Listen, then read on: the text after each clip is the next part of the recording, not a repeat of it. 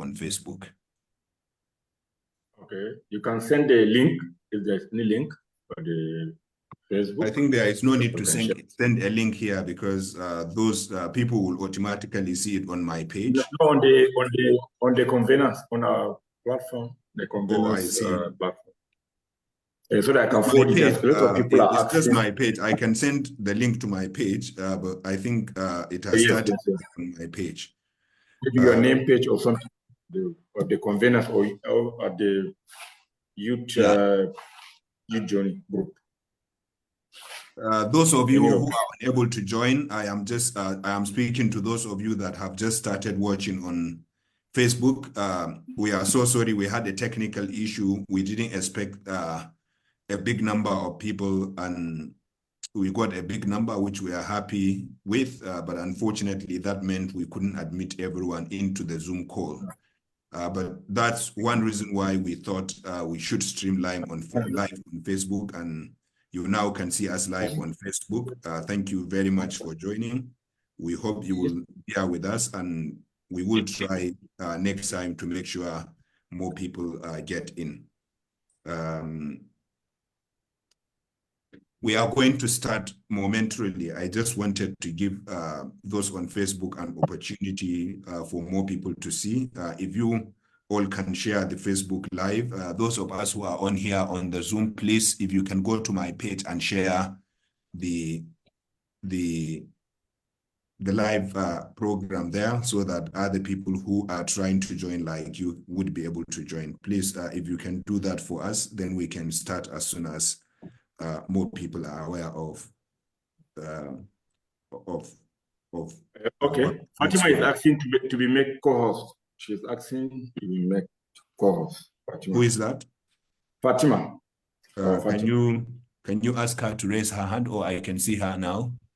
Okay. Yeah. Fatima, you are now a co-host. You can unmute yourself if when you want to. Oh, yes, sir. I'm here. Thank you so much. No, thank you. Good you. evening, everyone. I wish us all the best. Thank you. I'm trying to see if I can get us upgraded again to 500 because that was 1,000. I thought it's 1,000, but it's showing me 500 now. I am trying to go back to Zoom to see if they would let me. Maybe you can do it to 2,000, Barrister. Yeah, I don't think there is 2,000, but I will check if there is 2,000. I can upgrade to 2,000. In fact, we wanted to upgrade to 10,000, but they only have monthly subscription for 10,000. Oh, okay. Because when we first logged in, the number was just too big. It was scary. It was like people were told to come in at the same time. And when I saw the numbers, I was like, oh my word. Thank you very much, everyone, for joining.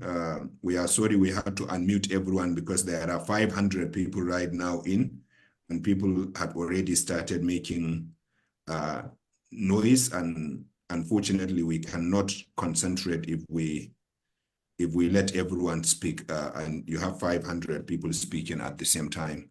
So please bear with us. Those of you watching us on Facebook, we want to thank you most sincerely for joining us for this event. We are sorry for your inability to log into Zoom. We didn't expect the big number that came in, and we tried to upgrade, but the upgrading didn't work as we wanted to. I am still trying to see if I can add 500 more people so that more of you would be able to join. Yes, sir, or unlimited. Yeah, I am trying to see if there is unlimited, Ajia Fatima. I wanted to subscribe 10,000, and they said we can only do 10,000 for 1 month, and 10,000 for 1 month is like $6,000. And I don't think it's value for money for us to spend $6,000 on one meeting, because we may not do another meeting in 1 month time. But I am trying to see if we can upgrade to something more than 500. Can you hear me all still? Yes, we can hear you clearly. Yeah, great. Thank you for confirming. Barista, $6,000 million tara kenan ko? I am trying to see 5,000 is $2,400. Ana ji na kuwa? Yeah, we can hear you.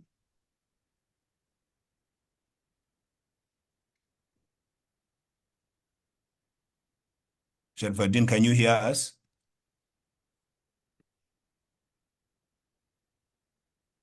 Barista Abba Hikima, can you hear me? Yes, I can hear you, sir, and I will advise that we should just start. I don't think 500 people will need to speak throughout the meeting. So I think because of time, there's need for us to just commence. Yeah. Please, you have the agenda. Can you get us started? Okay, let me go through the one you posted. Yes, it starts with an opening prayer and the national anthem. Hadia Uma, I hope you are ready with your national anthem.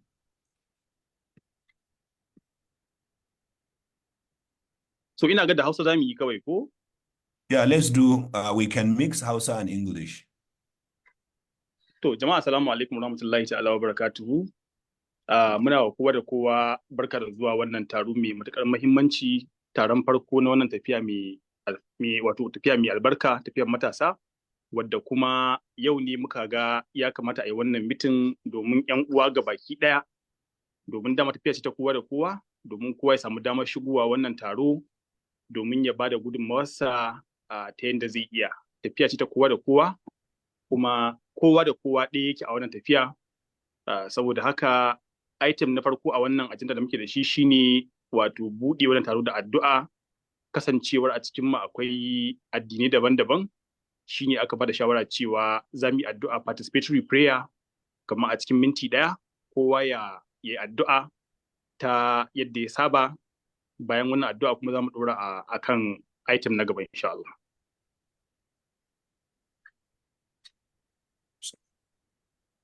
أعوذ بالله من الشيطان الله رب العالمين إياك نعبد وإياك نستعين استقم صراط الذين أنعمت عليهم اللهم يسر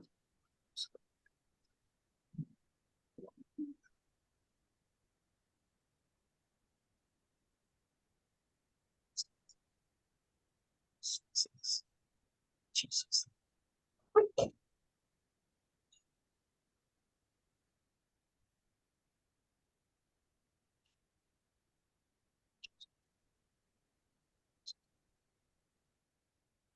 To, alhamdulillah, ina ga minti da ya cika. Abu na gaba da muke da shi bayan addu'a wato shine a brief prayer to set a positive tone for the event and guidance for unity. Wannan ita ce addu'a da ake so kenan a yi ta national pledge ko kuma ma iya wuce Ga mun yi wannan barista, yanzu sai ka tafi next item ko? To, item na gaba shine national anthem, taken ƙasa, kamar wanda aka saba yi shi ma. Ina ga Hajiya Umma Getso ita ce za ta kunna mana wannan take, in kuma ta jira shi ne dai. Hajiya Umma Getso gare ki.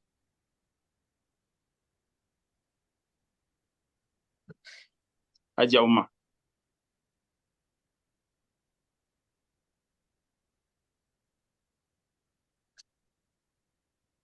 Kamar Hajiya Umma ba ta jin mu ko?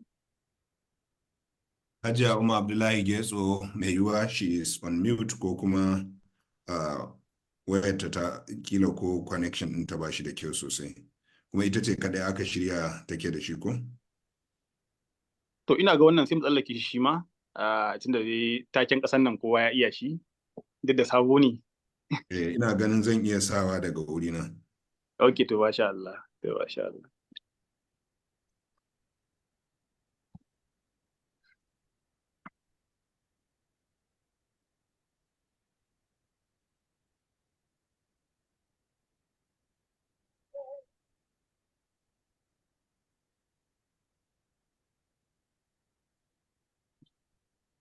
Kamar sarki yana kokarin shiga yanzu bai shiga ba. Sarki waka. Da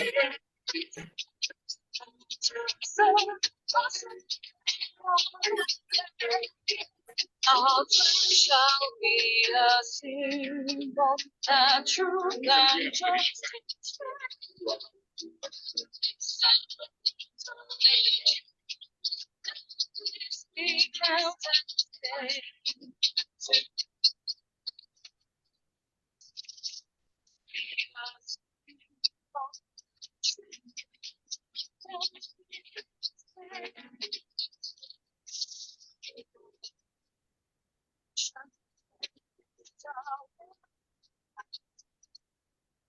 Barista Abba Hikima, na ji kamar Hajiya Umma ta saka ko? Kamar ta saka kuma kamar ya ƙare. Ya yi to sai mu ci gaba abin nan da wannan na gaba. To, abu na gaba shi ne jawabin maraba, wanda jawabin maraba kuma mutum biyu ne za su yi. Na farko akwai Sharfaddin Bature da kuma Mavon Samuel.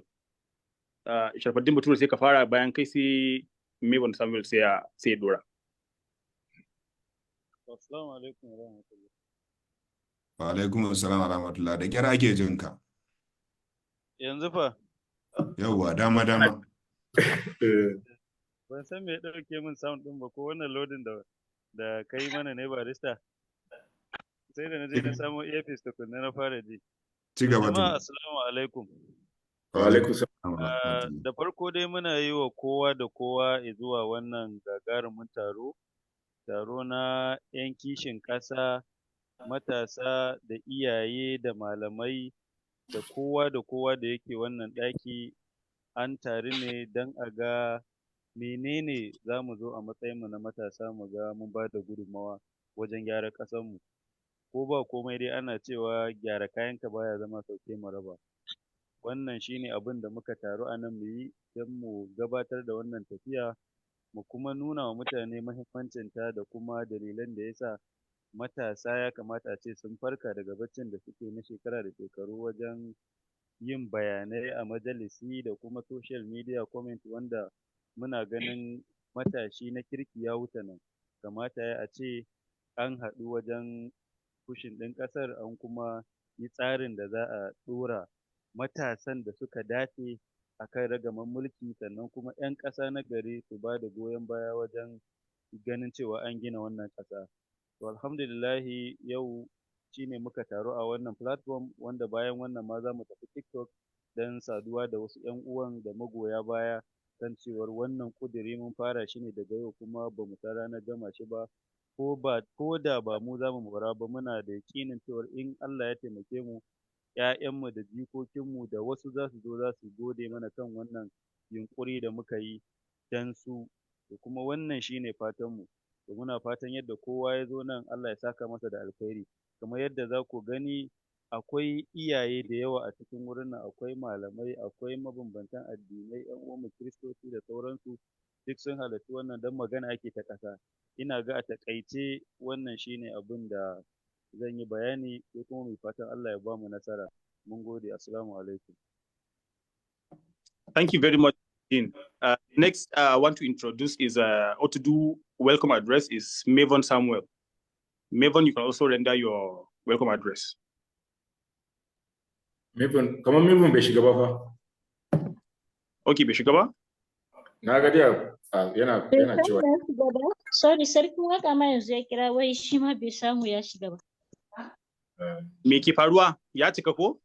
Ya cika ne. Abin nan nayi kokarin mai da shi kuma. That part we can just keep. Ko kuma Dr. Peter yayi. Yeah, Dr. Peter sai ya shigo yayi welcome address abin nan. Okay, it's in. Mavon is in. Actually, so you can just add him as well. Yeah, can Mavon raise your hand so I can see you?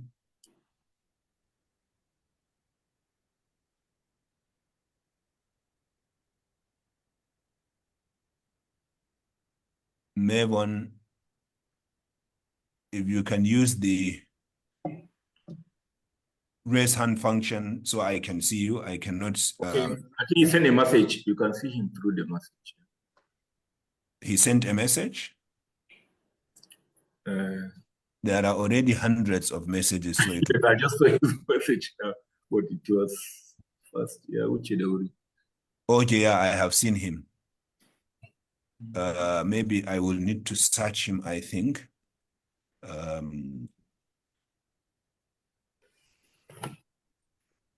Mavon, you cannot raise your hand because if you raise your hand, it will take you to the top. Now I am trying to get into your profile so I can make you a co-host through the message, but it's not working. I would need you to raise your hand.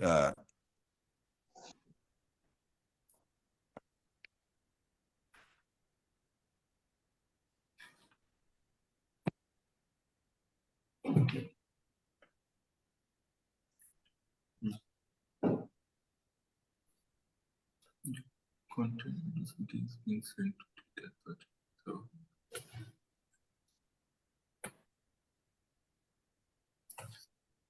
Am I the only one seeing the whiteboard?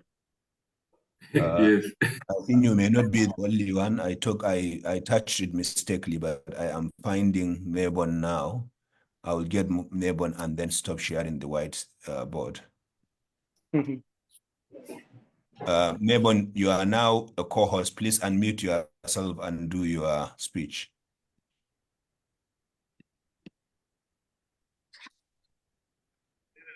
Good evening, everyone. Good evening. Chief Convener, Dr. Bulama Bakati, fellow conveners, our elders present here, gentlemen of the press, brothers and sisters. It is a pleasure to extend a hearty welcome to everyone to this epoch event. Indeed, a forest starts with a seed. Today, a seed is planted, a journey began, and the movement will be unstoppable. Inshallah. We are gathered here for a singular cause, and that is in Nigeria where equity and justice resides. When unity is in place, everything is possible. I urge every Nigerian at home and in the diaspora, both young and the young at heart, to come on board this ship as we sail together, navigating through the many challenges until we arrive at the shore of global envy. It is possible, and this can be achieved in a record time with the support of everyone present here. I welcome you all to this historic event. We appreciate you spending your time with us this evening, and we know with your support, we will go conquering and to conquer. Tafiyar Matasa, God bless Nigeria. MashaAllah. Thank you very much, Mavon. That's a wonderful one.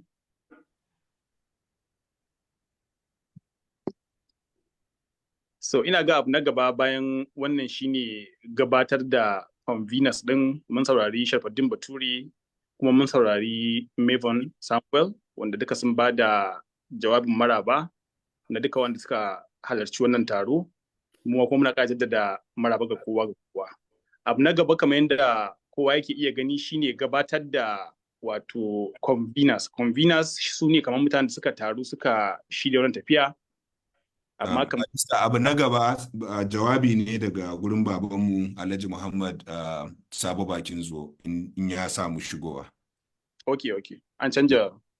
Shine abu na hudu in ka kula. Ban san ko kana da abin nan ajandar da aka tura da zube wuce minti 15 ko 20 ba. Yana nan akan Facebook page ina an kana so ka bude shi. Okay. Alright. Sharfaddin babanmu ya samu shigowa kuwa ko ka san link din da ya shigo da shi?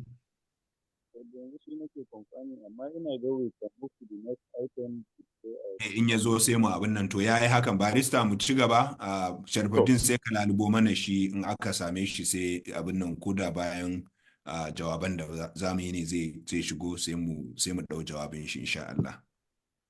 To masha Allah. To abu na gaba bayan wannan shine wato bayyana fuskokin wa'annan conveners duk da ma cewa riga an bayyana din amma dai kawai za mu dan yi ta'aliki kaɗan akan mutum 10 wanda ake gani an sassaka tun jiya wanda suka taru suka taho don tafiya har ta kawo inda ta kawo. Amma kamar yadda muke ta faɗa wato wannan conveners wato ba abu ne kawai na wucin gadi wanda dai dama kowane irin tunani dole zai zama akwai wanda zai fara shi kuma lallai ba lallai zama cewa ma shi zai karasa ba kuma kamar yadda muke jaddada kanmu da kanmu shine daidai muke da kowa da kowa kuma a shirye muke ma in ta kama mu matsa ma mu ba wanda suka fi mu cancanta domin su zo su yi wannan abu fiye da mu abin da dai kawai muke so mu tabbatar shine a samar da Najeriya wadda adalci ne ke jan ragamar shugabanci, wato ba san rai da abu ƙasa, wato na kuwan bakin ciki da muke ba. Saboda haka wannan mutane 10 kamar da muke jaddadawa, mutane ne wanda su suka bata lokacin su kimanin wata 2 ko wata 1 da ya wuce, suka yi ta wannan shirye-shirye har Allah ya kawo mu yau kuma gashi mun kawo wannan tafiya mun mika ta a hannunku gabaki daya.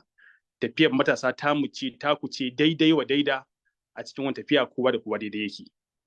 To kamar yadda kuke gani, chief convener a cikin wannan tafiya wato shine kaman babban wanda ya tattara wannan taro kuma ya jagorance mu har muka zo nan gurin, shine wato Dr. Audu Bulama Bukarti. Mallam ba ko za a gyara wannan abu da wannan whiteboard din. Ɗaya daga cikin co-hosts ne ina ga bai sani ba, shi wani ne yake tabawa sai ya bude yana nuna, to kuma ina ta kokarin abin nan da Allah mu kula duk wanda bai san whiteboard din ba da Allah kar ya taba shi a cikin co-hosts din. Okay. Ci gaba barista. To kamar yadda muke cewa wannan fuskoki na mutane guda 10 wanda Allah ya yassare suka zauna suka wannan tafiya ko kuma suka fito da wannan tafiya domin danka ta zuwa ga mutanen Najeriya. Wanda ya jagoranci mu a cikin tafiya shine Dr. Audu Bulama Bukarti, wanda wannan fuska da wannan suna ba bako bane ba a Najeriya gabaki daya. Kowa ya san Audu Bulama Bukarti lauya ne a Najeriya, kuma lauya ne a Ingila da Wales, kuma senior fellow ne, wato babban mai fashin baki ne, kuma babban mai wato tattaunawa ne akan harkokin da suka shafi tsaro da abin da ya shafi samar da mafita wato a sub-Saharan Africa gabaki daya. Allah ya albarkace mu da shi a cikin wannan tafiya, kuma shi ke jagoranta wannan mutane guda 10. Wato mutum na gaba shine Sharfaddin Bature. Sharfaddin Bature shine Allah ya taimaka ya fara yada wannan tafiya tun farkonta, dan duk wanda san tafiyar matasa lalle ba zai iya rabatar da sunan Sharfaddin Bature ba. Shine wanda ya tafi gwarmaya tun kafin ma wato da dama daga cikin mu shigo, kuma amma daga baya da muka shigo gashi nan yanzu ana yin wani abubuwa tare, kuma kamar da ake iya gani duk da shi ne ya fara wannan tafiya, yanzu muna ganin wanda yake jagorantar tafiya shine Audu Bulama Bukarti, wanda shi ma wannan yana nuni ne zuwa ga kawai cewa conveners din nan mu ma wato abu ne muke yin shi na mutane, kuma a shirye muke mu mika wannan abun ga mutane. Kada wani ya ga cewa ba a fara da shi bai dauka wani abu ne. Lallai tafiyar matasa da wanda ya shigo yau da wanda aka fara da shi da wanda zai shigo gobe ɗaya ake daidai wa daida. Magana ce kawai muke ta samar da mafita a Najeriya, saboda haka duk wanda Allah ya taimaka ya ba shi damar samar da wannan mafita, lallai a shirye muke miliyon tafiya da shi 100%. Mutum na gaba shine Hajiya Umma Getso. Hajiya Umma Getso wato ita ma a Najeriya babu wanda bai santa ba. Wato mace ce mai kamar maza, duk da an ce kan ma ka ce mace mai kamar maza yabo ne. Wato mace ce ta ansa sunanta na mace, ta yi abubuwa da dama a wannan ƙasa. Wato farko dai ta yi har takarar mataimakin shugaban ƙasa a wannan ƙasa gabaki ɗaya ƙarƙashin jam'iyyar YPP, kuma tana ta abubuwa na activism na siyasa da ƙoƙarin neman wa wannan ƙasa mafita da ƙoƙarin samar da wato adalci a Najeriya ta hanyar samar da shugabanci, domin shugabanci shine abin da idan ya gyaru kowa da kowa da al'amuran wannan ƙasa za su zama sun gyaru. To Mavon shine mutum na 4. Mavon kamar yadda kowa ya saurari shi ma yanzu, mutum ne dan asalin wato jihar Delta, kuma mutum ne wanda ya fice matuƙa a can Delta ɗin domin ƙoƙarin samawa da mutanensa wato ainihin mafita, kuma ambassador ne, sannan kuma wato mutum ne wanda activist ne na human rights, ƙoƙarin ƙwatar 'yancin ɗan adam har a abin da ya shafi International Human Rights Commission. An ba shi wannan wato recognition. Lallai shi ma babban matashi ne wanda ake alfahari shi a wannan ƙasa. To mutum 5 kawai zan gabatar, sai kuma in mika abin magana ga ɗan uwana domin ya gabatar da sauran mutanen. Saboda haka mutum na ƙarshe da zan gabatar a wannan jadawali shine Nazir Sarkin Waka. Shi ma Nazir Sarkin Waka duk wanda yake wannan ƙasa ko in ce arewacin Najeriya ya san shi. Lallai mutum ne wanda yake da mabiya da dama, kuma mutum ne wanda an sha ganin fuskokinsa ma a cikin abubuwan da suka shafi siyasa tun kafin yanzu, ta goya wa 'yan siyasa baya da sauransu. Shi da kansa ya ga cewa wato ya gamsu da Najeriya tana cikin wani irin hali wanda kowa da kowa sai an zo an haɗa ƙarfi da ƙarfe domin a samar da mafita a wannan ƙasa. Lalacewa wannan ƙasa ta kai baka buƙatar ka ga 'yan Najeriya mi lalace a Najeriya, amma lallai kowa ya gamsu cewa muna buƙatar canji, muna buƙatar samar da shugabanci wanda zai zo ya yi shugabancin nan a tsakani da Allah domin mu kai wannan ƙasa ta mu gaba. To saboda haka wannan sun dai mutum 5 na farko da ni zan gabatar, kuma yanzu zan miƙa abin magana ga ɗan uwa domin gabatar da sauran mutum 5 da suke wannan guri. So who else is going to continue with the introduction? Is it Mavon or Dr. Peter? I'm the one. Okay, Dr. Peter. I was expecting that you introduce me rather, so that I introduce you, or I introduce myself. You can introduce yourself and introduce me. There's no problem. All right. Okay, so thank you very much, Chief Convener and fellow conveners, and then the press, ladies and gentlemen of the press, and then fellow Nigerians. Now, just to quickly buttress on what lawyer Awal just mentioned, the conveners are not particularly the leaders of this movement, but we are standing in and to see to the beginning of rescuing our nation. Now, it is not a post that is our main concern. It is not a position. It is rather service and the responsibility to see that this movement begin to rescue our nation. And as we go on, we believe that we are presenting this movement back to Nigerians so that Nigeria will actually bring up the people who can lead this organization going forward. So we consider ourselves servants to start with, and we believe that Nigeria is going to come up together with us to fight to rescue our dear nation. So the next 5 conveners that I'm going to introduce, the first is Awal Gonga. Awal A. Gonga is an energy expert, a human rights and environmental activist with 20 years of experience. He is an ATBU alumnus and the vice president of TPI Nigeria. And he's actually the one we're speaking together with, and he just handed over to me. And then we also have Abba Hikima, number 7, Abba Hikima. Yeah, he is the one who just handed over to you. Okay, sorry. Abba Hikima is the one who just handed over to me. Abba Hikima is a lawyer and a founding principal partner of A.A. Hikima and Co. He's an advocate for social justice and government in Nigeria. He's respected voice for change, leveraging on social media for impact. And then the next is lawyer Akpanwegore Ne Daniel. He is a law expert. Barrister Jude is a law expert in tax and management consultant. He is also an expert in election petitions. He's a youth advocate, co-founder of AYDP, an intending political party.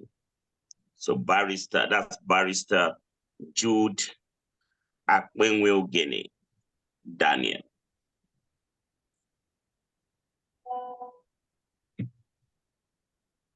And the next, I believe, is Hajia Salihu Fatima Aliyu.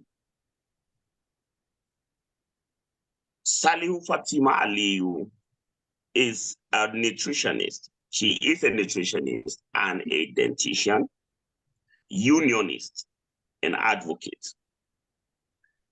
She has HND in nutrition and dietetics, postgraduate in diploma, which is in view.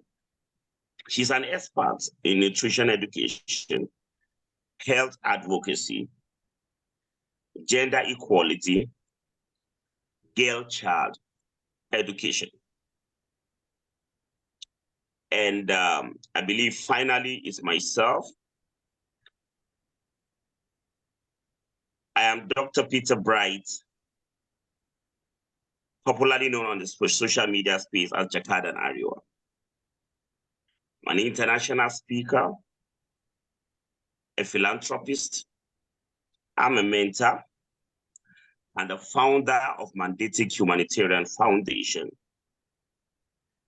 I'm known as the ambassador of peace and happiness.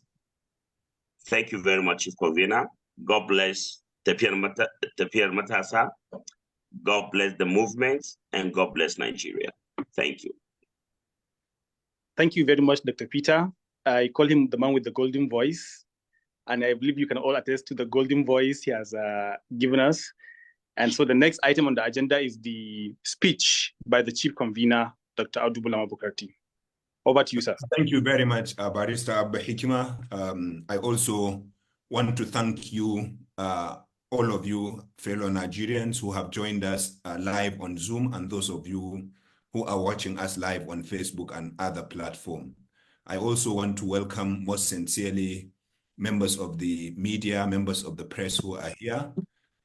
We wish we'll be able to recognize each of them who are here, but we have got commitment from quite a number of them. Maybe we'll list them in form of recognition in due course.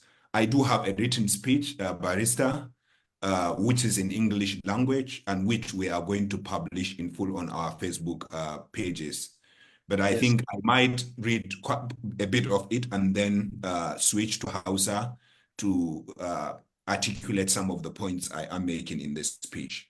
The speech starts with, fellow Nigerians, today we are at a crossroads. Our beloved country, once known for its boundless potentials, now finds itself shackled by a political system that no longer works for the people it serves. Corruption has replaced vision. Self-interest has overtaken public service, and hope for many has given way to despair. But we are not here to mourn. We are here to change this reality. In essence, farkon abin da na fara tattaunawa a wato jawabi na wanda yake a rubuce da turanci za kuma mu buga shi insha Allah akan page mu na Facebook da kuma sauran kafafe saboda waɗanda suke so su karanta shi baki ɗaya za su karanta. Wato na fara ne da ɗan tsokaci akan halin da Najeriya take a ciki. Kuma ku da muke tare da ku a Zoom a yanzu da 'yan uwa waɗanda suke kallon mu a Facebook yanzu haka da waɗanda za su kalle mu ko kuma su kalli ɓangaren wannan taro bayan mun gama shi, wato sun ma fi ni sanin halin da ake ciki a Najeriya. Matsalar tsaro ta mana kaka gida. Lokacin da matsalar Boko Haram ta fara, mun ɗauka al'amari ne da gwamnatoci za su yi ƙoƙari a cin masa a cikin 'yan watanni in ma ba kwanaki ko makonni ba. Rikicin Boko Haram ya yi ta wato rurucewa, abubuwa suka ki cinyewa har zuwa yau din nan mun san kashe-kashen da kungiyar Boko Haram take yi, ciki har da sama da mutum 127 da suka kashe makonni 2 ko 3 da suka gabata a garin Mafa a karamar hukumar Tarmuwa a jihar Yobe. Muna cikin wannan kuma matsalar 'yan bandit suka taso, wanda su ma a cikin shekarar nan ɗaya, wato daga watan Julai na 2023 zuwa watan Yulin bana sun saci mutane akalla 7,500, sun kuma karbi wato kuɗin fansa ya kai naira wato biliyan 1, naira biliyan 1 wato miliyan 1000 kenan. Wannan mafi yawan waɗanda suka karɓi wannan ko suka saci waɗannan mutane banda waɗanda suka kashe su ne 'yan bindigan da suke arewa ta yamma. Haka mun san wato halin da ake ciki a kudu maso gabas da kuma sauran ɓangarorin Najeriya, wanda ta kai ta kawo yanzu 'yan Najeriya sun manta da maganar ruwan sha, sun manta da maganar lantarki, sun manta da maganar asibiti, sun manta da maganar makarantu masu kyau. Roƙon shugabanni suke dan Allah dan annabi ku cece mu, a daina kashe mu, a bar mu rayu. Wannan mummunan abu ne, irin wato cin zarafin da ake wa bil'adama a Najeriya a yanzu haka, cin zarafi ne wanda ba a taɓa ganin irin shi a tarihi ba. Misali, a tarihi a ina ka taɓa ganin ƙasar da ake satan mutum 7,500 a cikin shekara ɗaya? Kuma tun ana karɓar kuɗin fansa a ɓoye, yanzu ta kai ta kawo masallatai ake zuwa ana neman wato taimakon kuɗin fansa. Kasuwanni ake zuwa ana neman taimakon kuɗin fansa. Kai gwamnati da kanta biyan kuɗin fansa take don ta karɓo mutane. Don Allah, wace irin gazawa ce tafi wannan? Muna cikin roƙon gwamnati, muka bar maganar ruwa da wuta da lantarki da hanya da kiwon lafiya. Muka koma roƙon gwamnati don Allah ki cice mu, a daina kashe mu. Ba mu samu wannan ba, sai kawai kuma aka zo gwamnati ta ƙaga mana talauci wanda ba ƙaddara ba ne, ba talauci ba ne wanda za ka ce wato wani yanayi ne na wato dole ya kawo shi. A manufofin gwamnati ne wanda ta yi su wato waɗanda dama anti-masses policies ne, wato policies ne waɗanda aka yi su ba don talaka ba, suka zo suka tsawwala rayuwarmu. Daga ranar da aka rantsar da shugaban ƙasar da a tsarin mu muka zaɓe shi, ya ce na cire tallafin man fetur, na cire tallafin dala. A cikin makon da ya zama shugaban ƙasa, ba abin da farashin shi bai ninka aƙalla sau ɗaya ba. Muka shiga wata na 2, wata na 3, farashi ya ƙara linkawa. Yanzu maganar da muke, duk abin da kake siya 1000 kafin Tinubu ya zama shugaban ƙasa ya kai aƙalla naira 4000 yanzu. Inda kake hawa wato a daidaita sahu a 1000 a naira 100 ya kai ka yanzu sai ka biya aƙalla naira 400. Ma'aikatan gwamnati albashinsu bai kai ma su sayi man da zai kai su gurin aiki ba, bare a yi maganar abincin iyalinsu, bare a yi maganar lafiya, bare a yi maganar bukukuwa ko kuma sallah wato idi, bare a yi maganar wato sauran larurori na rayuwa. Yanzu in ka samu 'yan Najeriya 100, ba 99 ba, 100 gaba ɗaya kuka suke akan halin da muke ciki.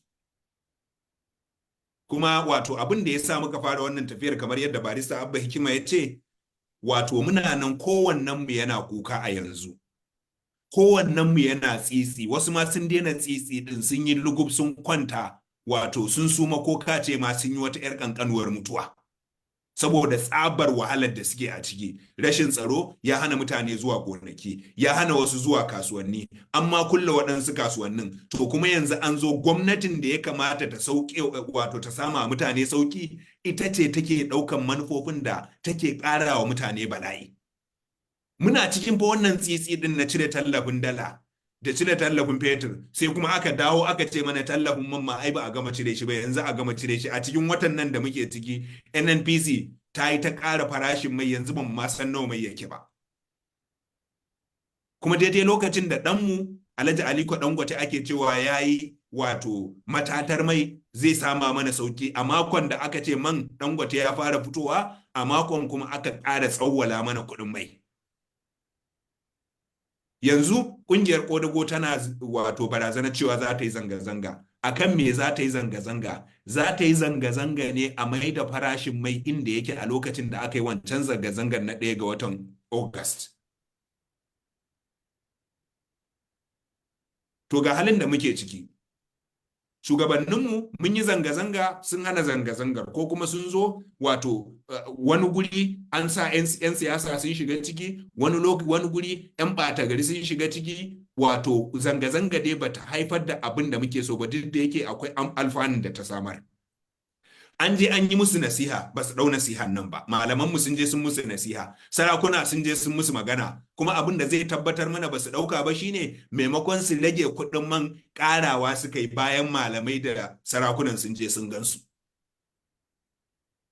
To sai muka ga cewa tunda zanga-zanga ba ta yi amfani ba, nasiha ba ta yi amfani ba, shawarar sarakuna ba ta yi amfani ba, shawarar masana a kafafen yada labarai ba ta yi amfani ba, hankoran 'yan Najeriya a kafafen sada zumunta bai yi amfani ba. To hanya kadai da ta rage mana shine mu fito da tsarin da za mu karɓe shugabancin a hannunsu. Kuma na ce mu, ina nufin mu 'yan Najeriya, za mu ga cewa an rubuta sunan matasa a jikin wannan tafiyar, amma an rubuta sunan wato tafiyar matasa ne saboda matasa ne suka fara wannan tafiyar, ba wai saboda iya matasa ne za su yi wannan tafiyar ba. Tafiya ce ta kowa da kowa, shi yasa ma muka gayyaci ɗaya daga cikin iyayen tafiyan, Alhaji Muhammad Sabo Bakin Zo, inda ya samu shigowa za ku ji jawabin shi insha Allah kafin mu rufe. In kuma bai samu shigowa ba, insha Allah da maki a gaba. To ya ma samu shigowa, Allah ya yarda, bayan jawabi na wato za mu ɗau jawabin babanmu. Saboda haka ba tafiya ce ta kaɗai ta matasa ba, tafiya ce ta kowa da kowa, babba da yaro, mace da namiji. Ka'idar mu, sharaɗin mu kawai shine ka zama nagartacce ko ki zama nagartacce. Sannan mutum ya zama mai ƙaunar ƙasar nan, ba wai kawai a zuciyarsa ba, ba wai kawai a zuciyarki ba, ba wai kawai a baki ba, ba wai kawai a wato faɗa a baki ba. A'a, ya zama muna ƙaunar ƙasar nan, ƙaunar ta kai yanzu mu zo mu haɗa kai mu ɗau mataki da hannunmu. Hadithin da ya koyar da mu wato matakan da za a ɗauka, ya yi magana da baki, ya yi maganan na zuci, amma wato na farko da ya faɗa shine wato marra aminkum munkaran falyughayyirhu biyadi, wato da hannu kuma a dimokuraɗiyya shine mu zo mu haɗa kanmu mu tada shugabanni, domin abin da muke tsoro shine duk da wannan tsitsi ɗin da muke yi, za mu iya zuwa ranar wato 2027 idan ta zo, za a tashi a tayar mana gurɓatattu 2 ko 3 a jam'iyyun da muke da su yanzu. Shikenan sai a zo a fara ce mana to fa baƙaƙe aka tayar guda 3, amma baki-baki ya fi baki kirin, saboda haka mu je mu dubo baki-baki mu zaɓa, ko kuma a ce mu je mu zaɓi lesser of 2 evils, ko kuma a ce mu je mu yi irtikabu a haffid dararain, mu je mu ɗau wato darar wanda shine a haf a cikin wato cutarwar da za su zo mana da shi, wanda wannan ba zaɓi ba ne. Lalle ne a matsayinmu na matasa, a matsayinmu masoya Najeriya, mu tashi mu samarwa 'yan Najeriya zaɓi na 3, na wani mutum da idan wasu suka kai mana tsohon da jikokin shi ma sun fara gane cewa cutar sufa ta fara kama shi, shi kan shi ya daina gane abubuwa sosai, tafiya ta fara gagararsa. Kuma ba cewa muke tsofi ba su da amfani ba, a'a, in mutum ya kai shekara 70, 75, 80 ko a gida ne, mun san cewa wato a ƙa'idar aikin gwamnati ma ritaya yake, saboda ƙarfin shi ya ragu, sai ya koma gida yana hira da jikoki da sauransu. To duk jam'iyyar da kuma ma waɗansu su ma ba iya shekaru ba ne, suna ma da cututtuka a kwakwalensu, amma su ake ɗauko mana. To duk wanda ya ɗau irin wannan ɗan takarar ya kai karkara, ya kai birni 2027, mu kuma mu ɗauko ɗan shekara 40 da wani abu ko 50 da wani abu, mu ce mu ga namu, kuma mu ce musu ku kwatanta, in kun san cewa wannan wanda aka kawo muku, jam'iyyun da suke zaune yanzu suka kawo muku, ya taɓa muku ƙarya, ya taɓa muku alkawari ya karya, ya taɓa cin amanar ku, ya taɓa cutar da ku, ya taɓa magana bai cika ta ba, to sai ku kalli namu ɗan takarar ya yi irin wannan shi ma. Idan bai yi ba, to shikenan mai hankali sai ya zaɓi wanda yake gani wanne ne ya yarda da shi. Shin wanda ya saba yin ƙarya, ya saba wato magana baya cikawa, ya saba cin amana, wanda ya shekara 15, 30, 40 da yana gwamna, ya zama minista, ya zama sanata, kuma har yanzu in ka je jihar sama ba za ka nuna wani abin kirki ba, shine za mu zaɓa, ko ko dai mu juya mu kalli waɗanda sun shigo siyasa ne ba don su azurta kansu ba. Wannan ita ce ta sa domin 2027 matasa masu rajin wato san Najeriya, maza da mata, manya da yara, mu ya zama muna da wani zaɓin, ba wai zaɓin da manyan jam'iyyun nan za su kawo mana ko jam'iyyun da suke tsaye yanzu za su kawo mana, wanda ba lalle ya haifar mana ɗa mai ido ba.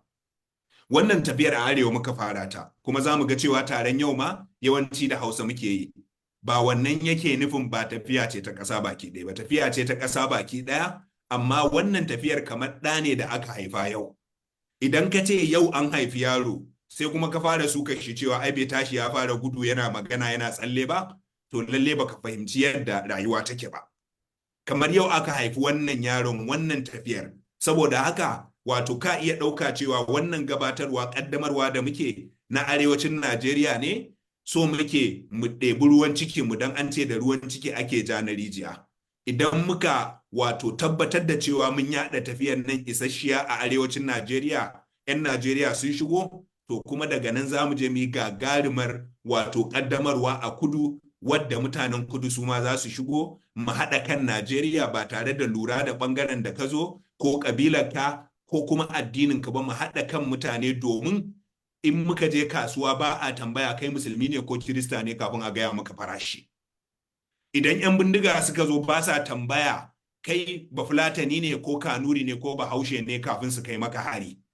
Idan wato hatsarin mota ta tashi don babu hanya mai kyau, ba ta tambaya kai ɗan kudu ne ko ɗan arewa ne kafin mota ta faɗi ta kashe mutum. Saboda haka waɗannan matsaloli ne wadda suka game mu baki ɗaya, kuma lalle ne mu haɗa hannu da hannu, wato mu haɗa ƙarfi da ƙarfe mu tabbatar da cewa mun ceto ƙasar mu. Kuma ku kula, waɗannan azzaliman da suke ƙoƙarin raba mu, su idan suka je Abuja za su yi sata, ba sa kula da wane ne musulmi wane ne ba musulmi, wane ne ɗan kudu wane ne ɗan arewa, wane ne yare kaza wane ne kabila kaza, ba sa kula da wannan. Suka tashi sata kuma ba sa kula da cewa in nayi satar kabila ta ko addini na zai wahala. To me yasa mu za mu bari su rarraba mu? Lalle wannan tafiya ce ta kowa da kowa, kuma kamar yadda barista Abba Hikima ya faɗa, mu da kowa gani guda 10 ba mu ne shugabannin tafiyan nan ba na dindindin. A'a, an ɗauke mu ne mu 10 aka ɗaura mana nauyin jawo dukkanin 'yan Najeriya, 'yan kudu da arewa, maza da mata, kowa da kowa ya zo mu shiga. Sannan za mu gina tafiyan nan, mu mutum 10 na an ɗaura mana nauyin fara gina tafiyan nan, da kuma yi mata dukkanin rajista na hukuma da ake bukata. Daga nan sai a zaɓi shugabanni na ƙasa, da shugabanni a kowace jiha, da shugabannin ƙananan hukumomi, da kuma na ward. Sannan wannan wato mutane 10 sai su hannanta wa shugabancin ƙasa dukkanin abin da aka ba su amana. Daga nan kuma mu ma mu zama 'ya'yan tafiyar, kamar yadda kowannen ku yake ɗan tafiyar nan. Mu gane cewa ba wai abu ne na dindindin ba, kuma mutum 10 nan da kuwa gani ba wanda yake wakiltar wata jiha a ciki.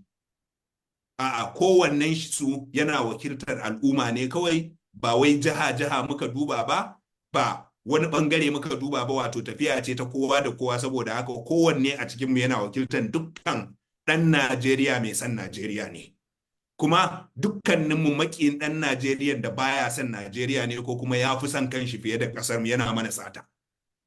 Saboda haka mu gane cewa wannan wato ba tafiya ba ce ta iya mutum 10 nan, kuma ma ba wai shugabanci aka yi na mutum 10 ba. Wato an ɗaura musu nauyi ne waɗannan mutum 10 don a tabbatar da cewa su mutum 10 nan sun sama wa tafiyar kafafun tsayawa. To daga nan insha Allah sai su hannanta wa shugabannin da za mu yi a gaba, su kuma waɗannan shugabanni sai su ɗaura daga inda su mutane 10 nan suka tsaya.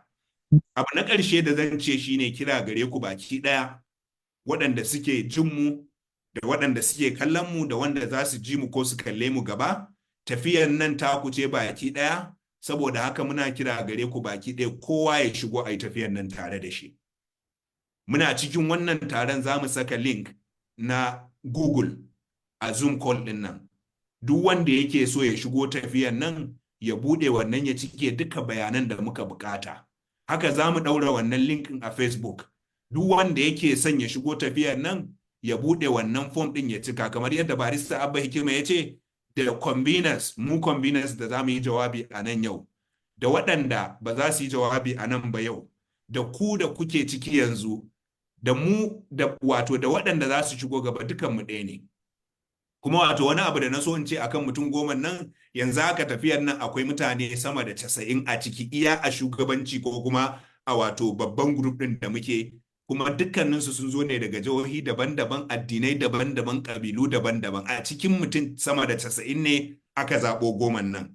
Na so a ce akwai lokacin da za mu karanto sauran mutanen da suke cikin tafiyar nan, amma tafiyar ta fara yawan da ba za mu iya karantowa ba. Saboda haka ku sani cewa ba wai iya mu bane ba. Abu na ƙarshe da zan ce shine bayan kira gare ku cewa dukkanku ku shigo, ku gane cewa mu 'yan adam ne. A cikin tafiyar nan mun yi muku alkawari tsakaninmu da ku da Allah cewa za mu riƙe muku amana iyawarmu a matsayinmu na bil'adama. Ba wanda ya shigo tafiyar nan, ba mu shigo tafiyar nan don neman kuɗi ko neman mukami ko neman suna ba. Allah ya sani. Mun shigo tafiyar nan ne saboda ƙangin da ƙasar mu ke ciki ba zai yiwu ba. Mu zauna muna kallo. Kuma in ka duba za a ga duk ɗan Najeriya yana neman canji, amma an rasa waɗanda za su fito su jagoranci abin ne a haɗa kan mutanen da suke neman canji don a samu canjin da ake bukata. Sai muka ce to mu zo mu yi tafiyar nan.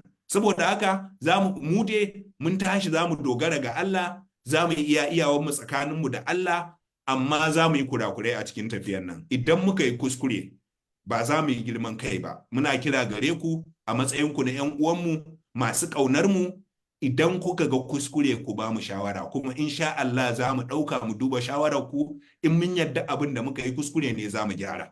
Wannan abu na farko kenan na rufe taro jawabai na. Abu na biyu, za mu fuskanci ƙalubale kala-kala a cikin wannan tafiyar. Za mu ga da yawa za su zo su soke mu. Idan mutum ya soke mu, abu na farko da za ku duba rubuce-rubucen shi na baya da profile ɗin shi. Idan ko ga ya sa profile ɗin wata jam'iyya ko mai mulki ko wanda suke adawa yanzu, to dama kun san manufarsa. Idan kuka ga cewa mutum ne mai adalci, to ɗaya daga cikin abubuwa guda uku ne. Na farko ta yi kuskure muka yi, in kuma kuskure muka yi kamar yadda na ce, za mu gyara insha Allah. Na biyu ta yi shi wancan ɗin ne ya yi kuskure. To kaga sai mu roki Allah ya bashi dama ya gane, kuma mu ma za mu yi ƙoƙarin wato tuntuɓarsa mu gyara masa. Abu na uku, za ta iya yiwuwa mutumin wato ba wai kyakkyawar manufa ba ce ba, don akwai waɗanda duk tafiyar da ba su ne suka fara ta ba, duk abin da ba su suka fara shi ba, to wannan abu su a gurinsu ba daidai ba ne ba, ko da ku yaya yake daidai. Saboda haka a matsayinmu na bil'adama muna fatan za ku mana uzuri, za mu yi iyawarmu tsakaninmu da Allah. Amana ce muka ɗauka ta al'ummarmu tsakaninmu da Allah, kuma za mu yi iya abin da za mu iya tsakaninmu da Allah. Idan muka yi kuskure, ku gyara mana. Kuma kada ku ɗauka cewa waɗanda suka fara tafiyar nan su ne za su gama ta. Mai yiwuwa wato waɗansu daga cikinmu za su shigo a matsayin membobi, wani za a ga ya zo ya ce da yana tafiyar nan ya batta, kar wannan ya kashe ma gwiwa. Za mu iya ma samu a cikin waɗannan mutum 10 nan da muka faɗa yau, wani ya zo daga baya ya ci amanar tafiyar, wannan ba zai kashe mana ƙarfin gwiwa ba. Me yasa Allah ya bamu misalan annaba? Annabi Isa daidai lokacin da ya fi koyaushe bukata a cikin Bible da kuma a cikin wato sauran littattafai, za mu ga cewa sahabban shi, wasu daga sahabban shi suka munafurce shi, suka ci amanarsa.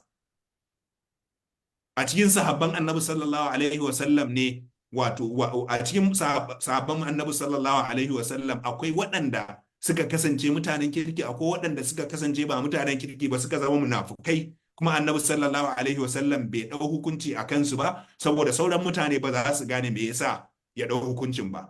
A cikin su ne Allah ta'ala yake cewa minkum man yuridu dunya wa minkum man yuridu al-akhirah. A cikin wannan tafiyar ma za a samu irin wannan. Ga masu cewa a na ga mutum 7 na yarda da su, akwai mutum 2 da ban yarda da su, ko mutum 3 ban yarda da su ba a tafiyar nan. In ka ga mutum 1 ko 2 ka yarda da su, to ka kyautata wa sauran niyya a zato, ka shigo a yi tafiyar. In ka ga kuskure ana tafiya, ka nemi a gyara ba a gyara ba, to sai ka ce a'a. Wato za mu tantance, amma kar ku ɗauka cewa idan mutum yana da wata 'yar matsala da ya samu a baya, kowane ɗan adam 9 yake bai cika 10 ba. To kuma a waɗanda ma suke 9 ba su cika 10 ba, in muka kula da dukkan addinan da suka zo lokacin da Annabi sallallahu alaihi wasallam Allah ya aiko shi, ba musulmi ko ɗaya a duniya. Da ya ce waɗannan kafirai ne ya zauna bai musu wa'azi ba yadda za a yi su musulunta. To haka mu ma, ko da wani mutum ya shigo mana, wato bayan mun tantance shi, to za mu kyautata masa zato. Wannan ba iya tafiyar siyasa ba ce, tafiya ce kuma ta wankin kwakwalwa, ta gyara tunanin al'umma. saboda haka masu tafiyan nan za mu zo za mu dinga shirya lekcoci, za mu dinga shirya tarurruka lokaci zuwa lokaci, saboda mutane su dinga sauraron manya-manyan malamai da masana suna jawabai, domin waɗanda ma suka shigo ba da kyakkyawan niyya ba, Allah ya gyara musu niyyar dan tafiyar ta tafiyar da muke bukata. Ba na so in ci gaba da tsawaitawa, na so in koma jawabin turancin gashi ban koma ba, amma dai in Allah yadda za mu buga jawabin turancin kamar yadda na ce a Facebook da sauran kafafe, kuma na tabbata wasu daga jaridun da suka zo nan za su ɗau jawabin. Fatanmu Allah ya buɗe kirazanmu ya sa mu gane wannan tafiya mu zo mu bita. Kuma in mutum ya yi suka don Allah kada ku zage shi, ku ba shi ansa ta ilimi, ta hikima, ta fasaha. Fatanmu duk wanda yake don Allah, wanda bai fahimci tafiyar ba yanzu, za a ga kashi 90 bisa 100, 99 bisa 100 mutane sun fahimci tafiyar. Wanda ma bai fahimta ba, muna fatan Allah ya buɗe kirjin shi ya fahimta, ya zo mu tafi tare. Kuma in muka yi don Allah, to nasararmu ba sai mun ci zaɓe ba. Nasararmu ba sai wani a cikinmu ya zama shugaba ba. Nasararmu shine duk aikin da muka yi ciki har da taron nan Allah zai ba mu ladan shi. Kaga kenan kullum muna cikin samun ribar tafiyar, muna samun nasarar tafiyar. In muka yi don Allah muka kyautata niyyarmu, za mu samu lada, Allah zai karfafe mu. Idan ba mu kyautata niyyarmu bane, to shine sai in wani ya samu mulki ko kuma ya samu kuɗi shine zai ɗauka cewa ya yi nasara. Fatan mu Allah ya sa mu dace. Dukkanin waɗanda suka shigo muna sake muku godiya, muna kuma fatan Allah ya sa mu gama taron nan lafiya. Daga ƙarshe zan yi magana, amma dai mu gane cewa ba lalle 'yan uwa ku samu daman tattaunawa a nan ba. Shi yasa muna gama wannan call din za mu tafi TikTok. A TikTok kuma za mu yi live, kuma ba sababbin jawabai za mu yi ba. Za mu ba 'yan uwa dama ne, duk mai tambaya ko mai tsokaci mu ba da koda minti ɗaɗɗaya ne akalla mu ɗau wasu, saboda wato mu samu shawarwari, mu kuma ji tambayoyin 'yan uwa mu ba da ansa insha Allah. Ina matuƙar godiya da lokacinku. Muna kuma matuƙar wato addu'ar Allah ya sa mun fara a sa'a. Wannan ƙaramar yarinya ce, ɗan ƙaramin jariri ne aka haifa. In Allah ya yarda a hankali zai fara dariya, a hankali zai fara rarrafe, a hankali zai fara tashi ya tsaya, a hankali har gudu za ku ga yayi, ya girma, ya gama makaranta, ya zama ma'aikaci. Ma'ana lokacin da muka zo burin mu ya gama cika, muka karɓi ƙasar mu. Kuma abin da nake nufi da wannan shine, idan kana ga kana jihar Kebbi ba a je gurin ka ba tukunna, muna nan zuwa. In kana Zamfara ko Katsina, muna nan zuwa. In kana Gombe ko Bauchi ko Jigawa, muna nan zuwa. A waɗannan jihohin already akwai waɗanda suka shigo, amma kai ma muna nan zuwa. In kana ga ba a shigo da 'yan kudu da yawa ba, muna nan zuwa. Yanzu ma muna da 'yan kudu da yawa, kusan duk kowanne yare muna da shi.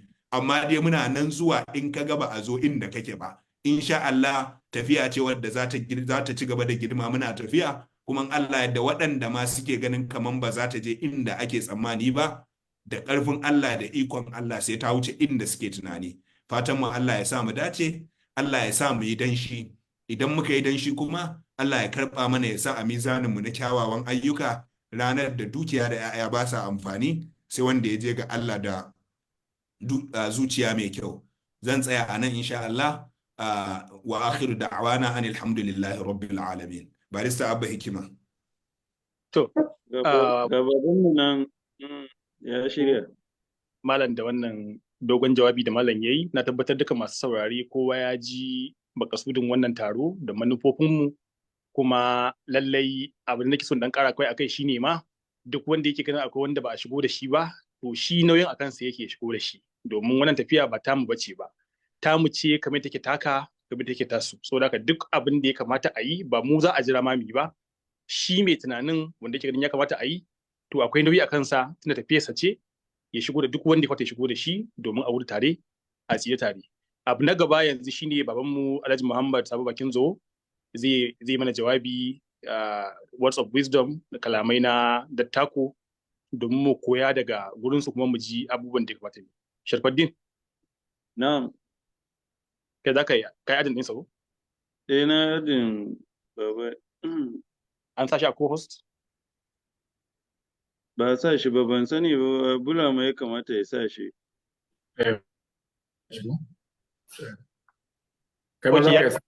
Sai dai an daga hannu da account din nashi saboda in samu in shigar da shi. Gashi nan ya yi raising hand, gashi nan za a gani. Okay, to zan duba, ina duba sunayen ne. Okay. Me sunan shi? iPhone ne. iPhone ne. iPhone kawai aka rubuta? Okay, lalle gashi ina ganin kamar hoton shi ma ko? shi ne. Yauwa gashi nan kuma na ji daɗin jawabi kafin ya shigo inda gyara an Allah yadda za a gyara mun dan da gaske muka ce a shirye muke mu ɗau gyara. Na'am baba mun saka a co-host in za a buɗe wa baba mic din saboda ya samu damar magana insha Allah. Hello? Yauwa assalamu alaikum muna jin ka muna ganin ka yanzu baba. Mu wa alaikum salam ya masa. Alhamdulillah. Na muku matuƙar godiya kwarai da gaske, amma kafin muku godiya muna yi wa Allah godiya, muna kuma kama kafa da manzo sallallahu alaihi wasallam. Wannan kafi duk ɗan kirki duk ɗan halal ya kamata ya shi muku albarka, ya kamata ya gode muku, ya kamata ya baku goyon baya. Ma ni ɗan gyara na a nan ko kuma ɗan ƙari na a nan kuna rage wa kanku daraja da Allah ya bau. Ku daina kiran kanku akan cewa wai ku ƙanana yara ne. Ku ba yara ne a shekaru, amma ya kaci ku ba yara ba. Kuma zan ɗan baku wani ɗan tarihi, ni kun ɗumama jikina kwarai da gaske. Saboda wannan abin da kuke sai tuna min wani taron rami da muka zo muka yi na kafa jami'iyyar PRP a Gwambaja kusa da gidan Malamin Kam. So wannan da kuka fito da shi sai na ga ya dace daidai da irin wancan. To saboda haka ina gode mu. Ina kuma shi muku albarka. Ina ƙara tabbatar muku goyon baya. Kuma ku yi amfani da wata kalma da wani mawaƙi ke fata cikin Alkur'ani amma ba za ta kankaru ba. Yana cewa jama'a garba sufa ne, jama'a ga abu kamar wasa ƙaramar magana ta zama babba. To wannan tafiyar ta fito ba ƙarama ba ce ma babba ce. Kuma duk mutumin kirki, duk dattijan kirki, ko malami, ko ɗan siyasa, ko ɗan kasuwa, ko mai mulki, ko basarake gargajiya ya ce baya goyon bayan wannan sai mu ce Allah gwada ransa. Dan bai cika mutumin kirki ba, bai cika mai imani ba, bai cika mai tausayi ba. Saboda haka aiki ne abun kunya, inna lillahi wa inna ilaihi raji'un. Aiki ne da zamu yi, aiki ne da aka koya mana. Mu kuma mu koya muku ba, kuka zo kuke kokarin kuma ku koya da kanku. Duk wani mutumin kirki ya kamata ya gode muku, ya ba ku goyon baya, ya taimake ku da taimakon Allah don ku cimma abin da mu manyan muka kasa cimma. Saboda haka ina tabbatar muku cewa wallahi azim ni dai ba wani ba, ina gode muku, ina ba ku goyon baya na iya abin da zan iya yi da wanda zan sa su iya yin wani abu ya kai ga nasara, insha Allah zan yi. Godiya ga Allah gare ni wannan babban alfahari ne da kuka ɗauke ni a matsayin shugaba, wanda har aka bani dama in yi magana a wajen wa'annan taro naku ko taro namu na yara masu albarka. To wallahi azim kar ku raina ta. Kuma abin da bukar da ya faɗa ɗazu gaskiya ce, amma kar ku damu, ku yi ta Malam Aminu Kano yana a murgaye Sardauna Sokoto yana cewa duk ranar da ya tashi daga ofis a ƙarshen takardarsa yakan rubuta abu. Ba mu iyawa, ba mu gamawa, ba su yabawa. To kar ka ji tsoron mai hasada. Daga lokacin da za ka fito da abu za a yake ka ma, to wannan abu ina tabbatar muku ba mai albarka ba. Saboda haka Allah ya muku albarka, muna tare da ku, za mu sa kuma a zama duk wani mutumin kirki kamar yadda na gaya muku. Wallahi azim ko mai naɗi, ko mai gemu, ko ɗan siyasa, ko ɗan kasuwa, kai ko ɗan iska ne, ya ce ba zai zo yi wannan tafiyar ba, to Allah wani ransu ba mutumin kirki ba ne, Allah ya isa da shi. Saboda haka aikin da za mu yi muka kasa, aikin da za mu yi ba mu yi ba, Allah ya kawo ‘ya'yanmu suka taso za a yi in dai ba munafunci da rashin imani da cin amana ba, don me ba za a ba ku goyon baya ba, kar ku karya. Allah yana tare da mu, Allah yana tare da mai gaskiya, kuma wannan abin da kuka ɗauko kar ku ɗauke shi wasa, ba wasa ba ne, kar ku yadda kunun zaki ya bai ko tsoro. Saboda haka ina gaya muku babu karaya a wannan, ni dai na rantse muku da girman Allah, babu abin da zai hana rayuwata ba za ta tafi akan wannan. Tun da aka fara abun nan nake bibiyar ku, ina son sa, saboda ni kaɗai ba zan iya yin abun ba, amma Allah cikin rahamarsa sai gashi kun ɗauko. To idan aka ce ba za a taya ku ba, to uwarwa za a taya. Kuma wanne malami ne, ko wanne basarake ne, ko wanne mai mulki ne, ko wanne mai kuɗi ne, ko wanne ɗan siyasa ne, kowane mai mukami ne zai fito ce shi mutumin Allah ne, shi mai son talakawa ne, shi mutumin kirki ne, sai mu ce idan baka shiga ba Allah wata ranka makareci ne kai. Saboda haka ne a wannan ku kuke yi yanzu to babu tsoro a ciki, mu mun yi, shi sa na gaya muku PRP ma da wayo na da ni aka kafa ta a kofar gidan Malam Aminu Kano a Gwammaja ana kiran shi taron rami, daga wannan taron ramin ta tashi ta zama jama'iyya. To saboda haka wallahi al'azim ina so in gaya muku tsoron ku ake yi, saboda haka kar ku karya, kada ku karya, kada ku karya. Wannan abin da kuka ɗauko wata hanya ce kamar yadda ake Allah yake kawo wani azabtar da waɗansu, Allah kuma ya kawo wani kuma ya kuta waɗansu, kamar da Allah ya kawo mana manzo sallallahu alaihi wasallam ya cuce mu, ya cece mu ba dan aiki mu ba, saboda rahamarsa, saboda amincinsa a gurin Allah. To kuma kuna da haɗari guda biyu, kuna da haɗari na an ba ku amana, kuna da haɗari na an sa ku a gaba cewa za ku iya. Idan kuka kuskura kuka kauce to wannan kasar ba ta da wata manufa, kuma sai a ce ma duniya ta ku tsaki baki da.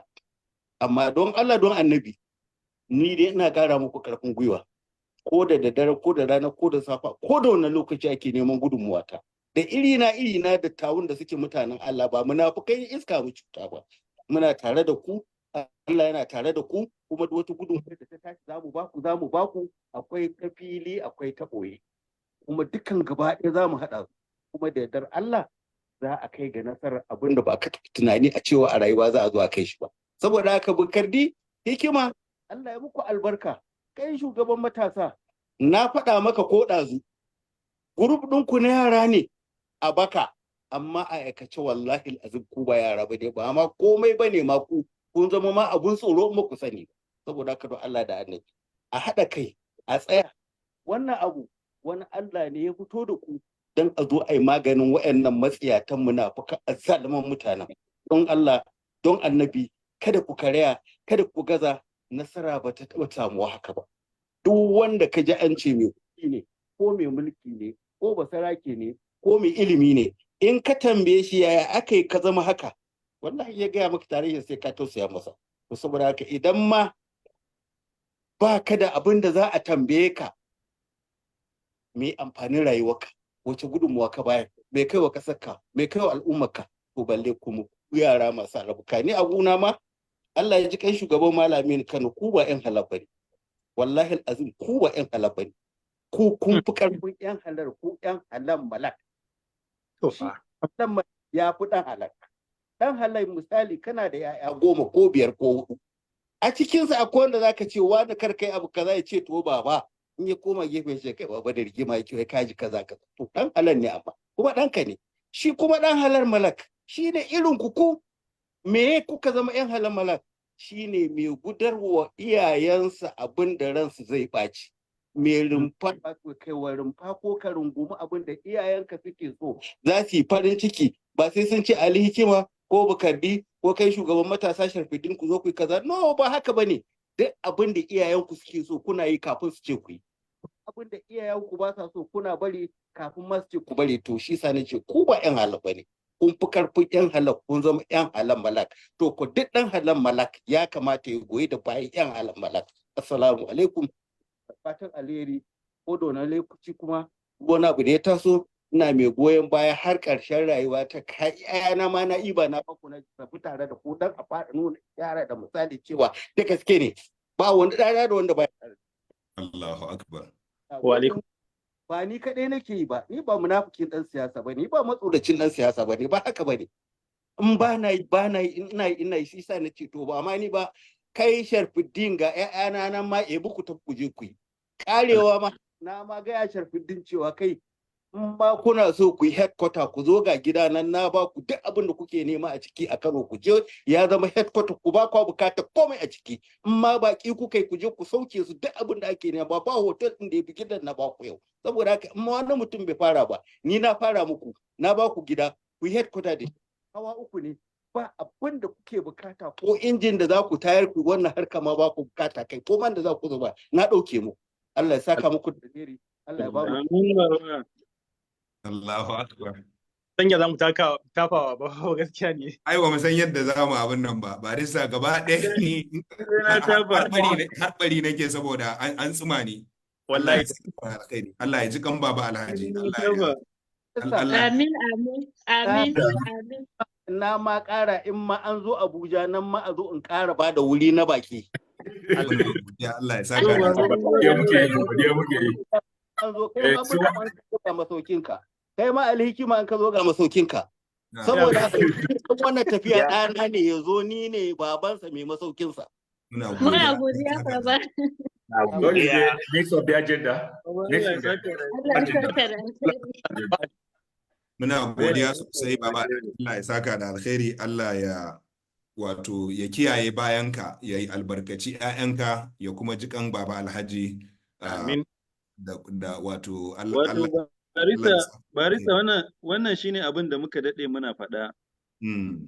Abin alfaharinmu ne yau mu ga mun hutashe da iyayenmu, mu mun fito su suna ɗaki a huce.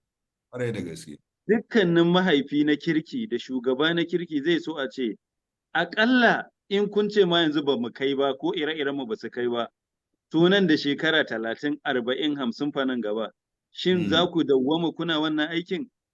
Ko kuwa kuna son a ce sanda kuka tafi kuma babu wanda ya iya ba wanda ya koya?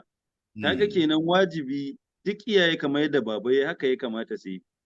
Su tallafa ko don me ko don 'ya'ya da jikoki da za su zo nan gaba. Ba shugabanci muke nema ba. Mu ma mun yadda akwai ire-iren mu matasa da Allah ya azurta su da ilimi fiye da mu, da Allah ya ba su experience a wurare da yawa fiye da mu, waɗanda za mu karkato me muke bukata a yi aikin. In yau zan yi tafiya zan tafi Abuja a mota sai ka ce kai ka iya driving, ni na koma na kwanta in danna waya sai in koma in kwanta. Matsala ta ce za ka cilla ni rami, amma muddin za ka tuka ta daidai, za ta tafi inda ake so a je cikin lafiya ana nishaɗi. Me matsala ta zan ce dole sai ni na zama shugaba ko dole sai ni ne gwamna ko ni ne kaza. Abin da ya kawo ma yanzu ana ba daidai ba ne, kuma duk mun yadda ana ba daidan nan ba.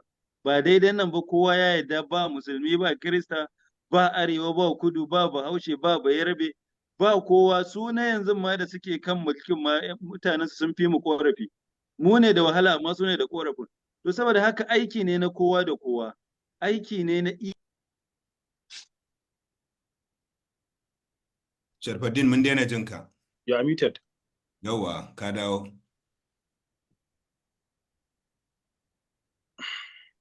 To, bari kana da sauran mutum uku da za su yi jawabi. Abin nan na san baka da sunayensu, amma dai akwai next item ɗinmu shine jawabi daga sauran conveners ko? Na'am, shine. To kuma uku ne daga cikin sun Allah yadda za su yi jawabi. Za mu fara da Awwal Gonga, bayan Alhaji Awwal Gonga, Fatima Salihu Aliyu za ta yi jawabi a takaice. Sannan Naziru Sarkin Waka in ya samu shigowa shi ma zai yi jawabi. Dukkanin sun Allah yadda za su yi jawabin kimanin minti 2 ne. Saboda haka muna kira ga 'yan uwa su saurare su da kunnen basira, sannan sai mu tafi wato abin nan na gaba. Na'am barista, mu fara da Awwal Gonga. Na'am Alhaji Awwal Gonga. Assalamu alaikum. Wa alaikum assalam wa rahmatullah. Sunana Awwal Abubakar Gonga, kamar yadda shi Dr. Peter ya bayyana ni. Na yi karatu a jami'ar Abubakar Tafawa Balewa University. Na yi aikace-aikace harkan energy. So sai a gafice ni Hausan baya da karfi, amma zan dan dinga mixing da English. So kuma I am an environmental and human rights activist. So abunda zan magana takaice in a short note, me yasa aka yi wannan tafiyan yanzu? Question da kowane matashi ya kamata ya tambaya. Akwai abunda ake kira dispensation, first dispensation mun sanar lokacin su Tafawa Balewa da Sardauna suka yi. Akwai second dispensation a na Shagari, akwai third or fourth, amma wanda muke sani nan kusa-kusa ita ce daga 1999 zuwa 2004, wa'inda su ne dama mutane da suke gugurmaye yanzu ɗin senatoci da gwamnoni da suke neman takarar shugaban ƙasa, su ne fa suke cikin wannan harkan, su ne suke cikin madafan iko na wajen shekara 22 from 1999 to 2004 yanzu. Abinda za a duba, abinda kowa zai la'akari a kai. Lokacin da suka karɓo wannan mulkin din 1999 nan menene achievement ɗinsu? Duk matsalolin nan fa duk shekara 22 nan fa sun same mu kan mu haɗe. Babu harkan Boko Haram, babu harkan militancy na Delta, babu harkan farmers and herders, babu harkan banditry, babu harkan rikicin Jos, babu harkan Kaduna, an samu ƙanana, amma duk wayannan matsalolin fa sun da suka karba mulki daga 1999 zuwa 2004. Kuma abun mamaki a cikin 1994 din nan zuwa yanzu a FIRS kaɗai sun karɓa kuɗi fiye da trillion 88 gigan record in FIRS. Kuma in ka duba averagely at every year revenue da take shiga a Nigeria averagely a ce between 25 to 30 billion, wani lokaci na kai up to 50 billion dollars. Sun karɓa kuɗi fiye da dala biliyon 700 a cikin 1999 zuwa 2024. Kuma mamaki duk kasashe ma da ba su karɓa rabin wannan kuɗin ba su magance duk matsalolinsu. Amma mu fa shekara 25 na fa karamin matsala ita ce harkar ruwa, harkar asibiti wanda kowa zai iya yi ba a yi solving. Ba za ka duba abu daya ce wannan fa tun da aka karɓo ta daga 1999 sun warware wannan problem din babu ita. Su a gwamnatince babu. Sun karɓa wayannan kuɗaɗen babu duk matsaloli sai dai wanda suka ƙara mana kamar wanda na faɗa. Sun rarraba kan mutane, sun kawo bambance-bambance, sun kawo wasu matsaloli, kuma an ba su shekara 22. A shekara 22 nan ko menene aka baka mulki gam ya kamata a ga abin da kai. A cikin a shekara 22 nan fa kulli yan rado ne dan kokari ya solving wannan Niger Delta militancy shi ma a faci-faci. Har yanzu matsalan mai ina arsi muke magana na ba ya solving din shi.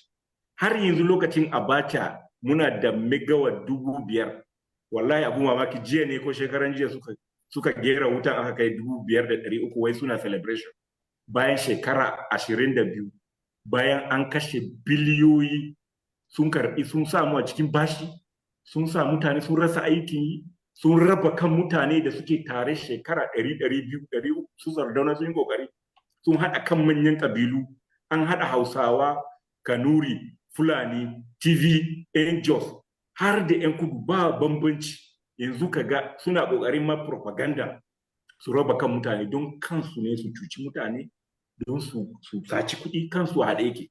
So ina kira ga mu wayannan sun goda su yi failing a ba mu dama mu yara su haɗa kai a ba mu dama cikin wannan jagoranci shi barista Bulama mu yi wannan na tafiyan ɗin. Insha Allah za a ci nasara. Barista ma na ga ma an yi shi a Senegal. Yara ne sun fara ana musu dariya suka haɗa kai irin wayannan abubuwan da na tambaya ɗin. Aka yi ta tambayoyi da aka dinga fahimtar da mutane. Mutane suka ce to kuna cewa kar a biya yara a ba su da experience ku da kuke aka ba ku shekaru 20-30 me kuka yi? Aka ce bari mu gwada da su. So insha Allah za mu naci nasara mu haɗa kai wannan tafiyan ɗin ga su Sharafuddin barista Hikima su Dr. Peter kowa na insha Allah za mu ci nasara wannan tafiya. An yi shi a Senegal an yi shi a ƙasashe da yawa kuma insha Allah za mu ci nasara. Barista na ga ma kai kama da wannan jagoran ɗan Senegal ina Sanko kai kama da shi to insha Allah za ka fara abin da ba zai yiwu ba. Muna godiya sosai Allah ya saka da alkhairi. Wato Alhaji Awwal Gonga wato ban taba jin dogon jawabin shi kamar wannan ba amma ya ban mamaki wajen yadda jawaban shi suka fito fili sosai kuma wato in muka ji jawabin shi kadai ma ya isa mu ce mun tashi mun kafa jami'a bare kuma wato babanmu ai ya gama magana gaba daya na tabbata za ku je ku yi screen recording abubuwan da babanmu ya faɗa yanzu haka sama da mutum 3,000 suna kallon mu kai tsaye to kaga abin nan a sama da mutum 2,700 nake so in ce bai kai 3,000 ba ƙasa da 3,000 ne kaɗan suna kallon mu kai tsaye to saboda haka na tabbata za a yi screen grabbing a tafi da shi TikTok da Facebook da sauran gurare abin da na so in ce mana kafin Fatima ta shigo shine cewa Awwal Gonga ba wai da baki kawai yake wannan tafiyar ba wato mutum ne wanda tunda muka fara tafiyar nan in dai akwai taro yana gurin kuma shine mutumin da yanzu daga fara tafiyar nan ya ba da kyautar sama da miliyan 1 a wannan tafiyar daga aljihun shi saboda haka mutum ne mai matukar kokari. Muna fatan Allah ya kara ma karfin gwiwa Alhaji Awwal Gonga. Muna fatan yadda muka fara tafiyan nan mu ci gaba haka har sai mun hadu a cikin aljanna insha Allah. Bari mu je gurin mutum na gaba, Fatima Salihu Aliyu, wadda ita ma ɗaya daga cikin zakakuran wannan tafiyar ne. Bari sai bayan ta gama jawabin ta so zan ɗan yi tsokaci kaɗan akan ta. Fatima, bismillah. A'udhu billahi samil alim. Assalamu alaikum wa rahmatullah. All protocols duly observed. Gaisuwa na musamman ga babanmu, baban kowa, baban jam'iyyar tafiyar matasa insha Allah. Ina kuma ƙara jinjina wa barista Bula Mabukarti, wanda shine chief convenor, barista Abba Hikima da moderators duka na gan ku, Allah ya saka da alkhairi. An bayanin sunana Salihu Fatima Aliyu, ni haifaffiyar 'yar jihar Bauchi ce, amma ina zama a Nasarawa. Wanda ina zaune aka kira ni akan in shigo wannan tafiya. In kuka duba ina ga a kaf ciki ni ne 'yar auta a tafiyar. Duka kowa yayuna ne a shekaru, a experience da duk wani abubuwa. So amma tun da zakulo na aka yi kuma aka sa ni na, like, I dedicated my time, duk wani kokari na nima na gana dan ba da guduma a cikin tafiyan na baya. So amma ni duk abin da za a faɗa an gama faɗa, baba ya gama faɗa, kowa ya faɗa. Abubuwan da ni zan taɓa shine mata, ina mata suke. Mata ya kamata a ce in aka duba tafiyan nan mata su fito. Akwai potentials mata wanda na tabbata sun fi ni ƙwazo, sun fi ni ƙoƙari, to amma in ka duba mostly ana barin mata left behind.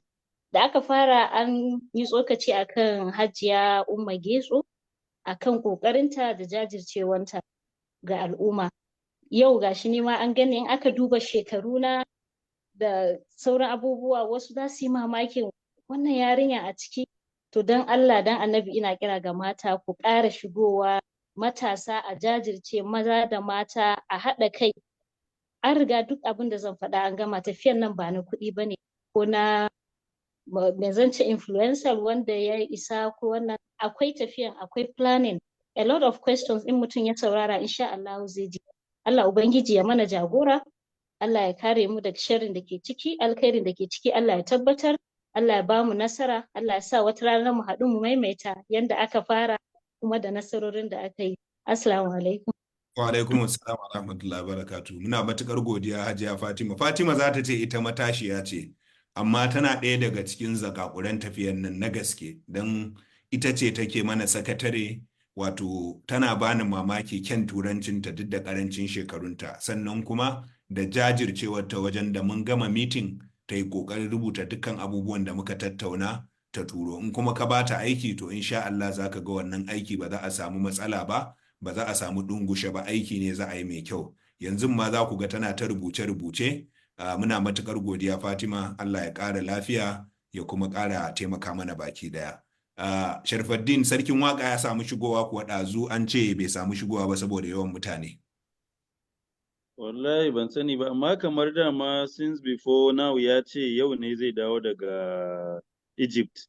Na'am, So probably yana jirgi ko kuma airport ko wani abu na tafiya. Haka. To shikenan abin nan, in sarkin waka bai samu shigowa ba, in ya samu shigowa da Allah ko da message ne min ta WhatsApp, dan na ga wani mai iPhone ya daga hannu, kuma yawanci muna meeting za ga iPhone da abin nan din shi yake rubutawa. Idan shi ne iPhone ne haka. Idan shi ne to da Allah ya mana magana saboda mu shigo. Barista Abba Hikima, menene maudu'in mu na gaba? Yawa, to bayan maganganu da sai kuma reading of the press release, sai kuma press release from Jude ko sai ka introducing Jude ya shigo. Jude, are you there? Is press release before or after Q&A? It should be before. What of Hajiya Umma bata shigo ba? Hajiya Umma closing za ta yi, ita za ta yi closing remarks. Jude, please, if you can unmute yourself and read the press release. Okay. Good evening, everyone, and it's a pleasure to be here. Yeah. And I must give protocols to everyone who has been in the meeting, starting with our father of the day, My little understanding of Hausa picked a few words of encouragement from him.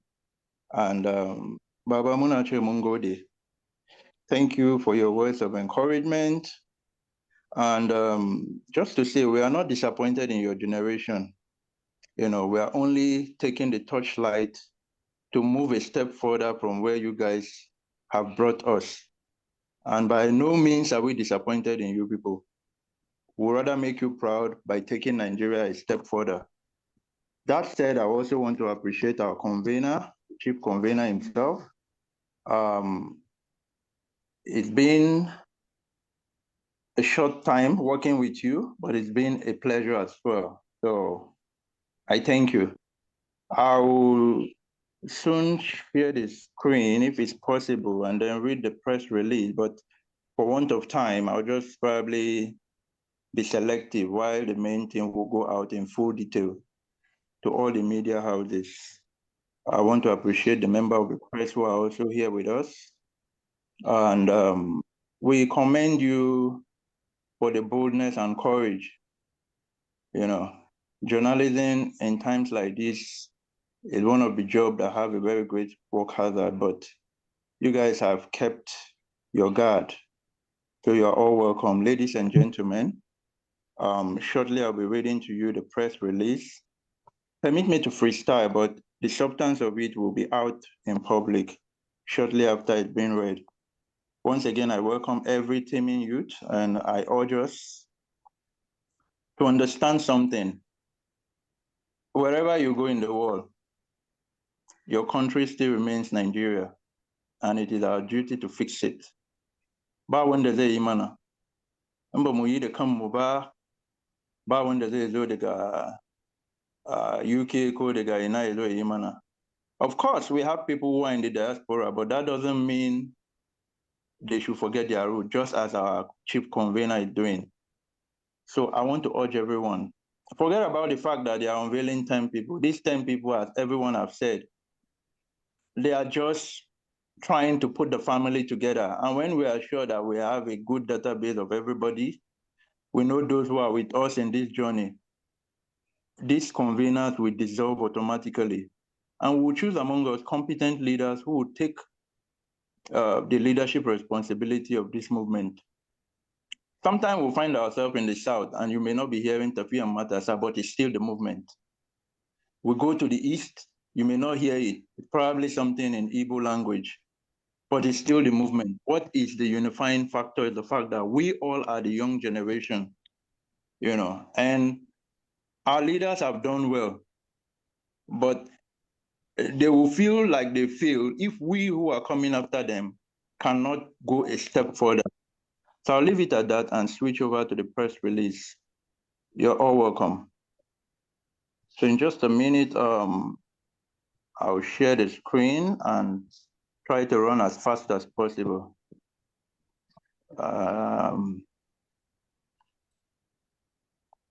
Okay. Just a minute. Yeah. Yeah. While Jude is sharing his screen, Naziru Sarichungwaga, you are now a co-host. When Jude has finished reading the press release, you will then come after him.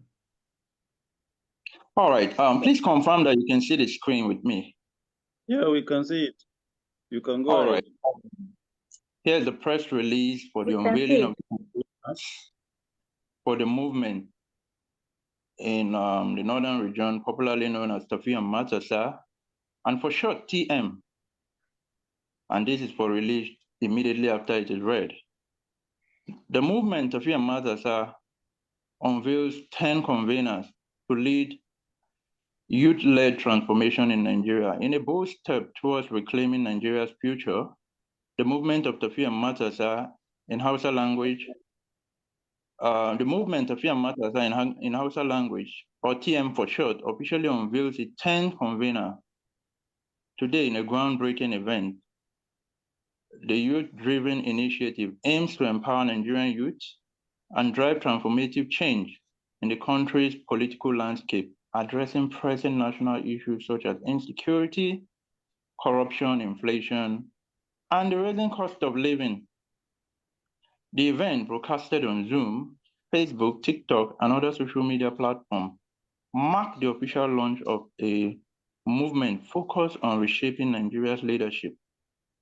The newly introduced conveners are the 10 persons earlier introduced to us. Top on the list being Dr. Bulama Bukati, the chief convener, my humble self as the legal advisor and secretary.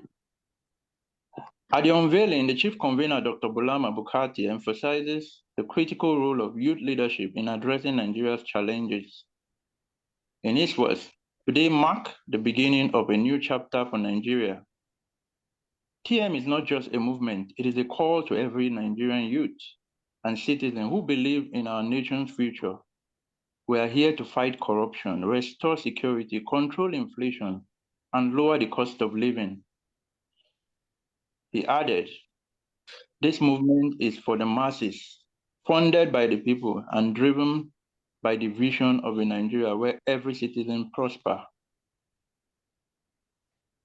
Other conveners, as you have heard, have also echoed this sentiment, urging Nigerians from all walks of life to join the movement in steering the country's future towards a new direction. And of course, we have also shared the medium by which you can be part of us, the Telegram channel, as well as our membership form for database. TN aims to empower a new generation of leaders across all levels of government, infusing fresh energy into Nigeria's leadership. Its mission is to inspire youth participation in politics by fielding young, ethical, dedicated candidates at all tiers of government. The movement also promotes societal reorientation, urging Nigerians to embrace values of honesty, integrity, and accountability, which are foundational to both personal and national success. TM is not just a political movement, Dr. Bukati explained. It is a campaign for societal transformation to rebuild Nigeria. We must reconnect with the core values that our religions, our culture, and our diverse traditions have taught us. Only then can we build a truly prosperous and united nation, in the words of the chief convener. With the introduction of these 10 conveners, TM calls on Nigerian youth and all well-meaning citizens to join the movement in shaping a bright future for the country. The movement envisions a political system where young people are not mere participants, but key leaders driving national transformation. The focal area of this movement are not so much, but very powerful. We aim to restore security across Nigeria, fight corruption, and eliminate wasteful spending of public funds. Something, of course, Alhaji Awal Gunga have just pointed out.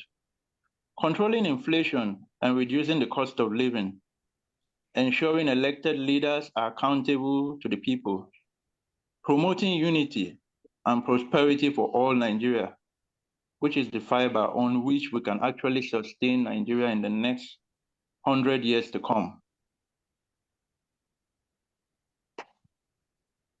As the movement gains momentum, it seeks to be a catalyst for positive change in Nigeria's political landscape, prioritizing the needs of the people. What's the call for action? The chief convener, Mr. Bukati, extended an invitation to all Nigerians. In his words, we call on every youth, every concerned citizen, and every Nigerian who believes in the future of this nation to join us. Let us take control of our destiny, build a prosperous Nigeria, and ensure we give our country, an inheritance that all of us can be proud of. While TM is initiated by the youth, it's not necessarily for the youth alone, but something to foster national unity.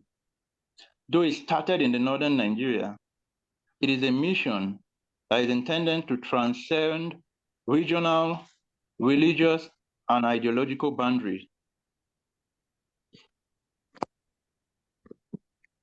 And of course, you can see from the press release when it goes out eventually that we have shared vital means by which you can become part of this movement. That's the National Telegram group page. You know, click on the link and you can also be a member. You can also use the QR code there. Once you scan it, automatically it takes you to the group. We also have, aside this, a form that helps us know those who are actually members. Without the registration, you might just be a fan or a follower or a supporter. But with your registration, using the membership link, you identify with us. It's easier for us to be able to say, yes, this person fits into a particular role that we're looking for somebody to fill. So please do well to use this barcode or the link as provided. And then down the press release, we also have a brief about the movement, which of course the chief convener has emphasized severally, even in his own speech. And you have the contact information for some members of the conveners and the administrative secretariat, our leader himself, Mr. Shelfadin Bature, my humble self, Jude, Hajia Fatima, who just spoke to us not long ago. And then, of course, we have Mr. Pius and Mr. Sadiq. So that's about it for the press release. And in due course, it will go out to the whole world. I urge every Nigerian to please see this movement as a positive one in the right direction. We are not being bankrolled by anybody. We speak for ourselves and for Nigerians, you know, and so we have no affiliation with any of the existing political parties. You know, I want to thank everyone. God bless us and God bless Nigeria.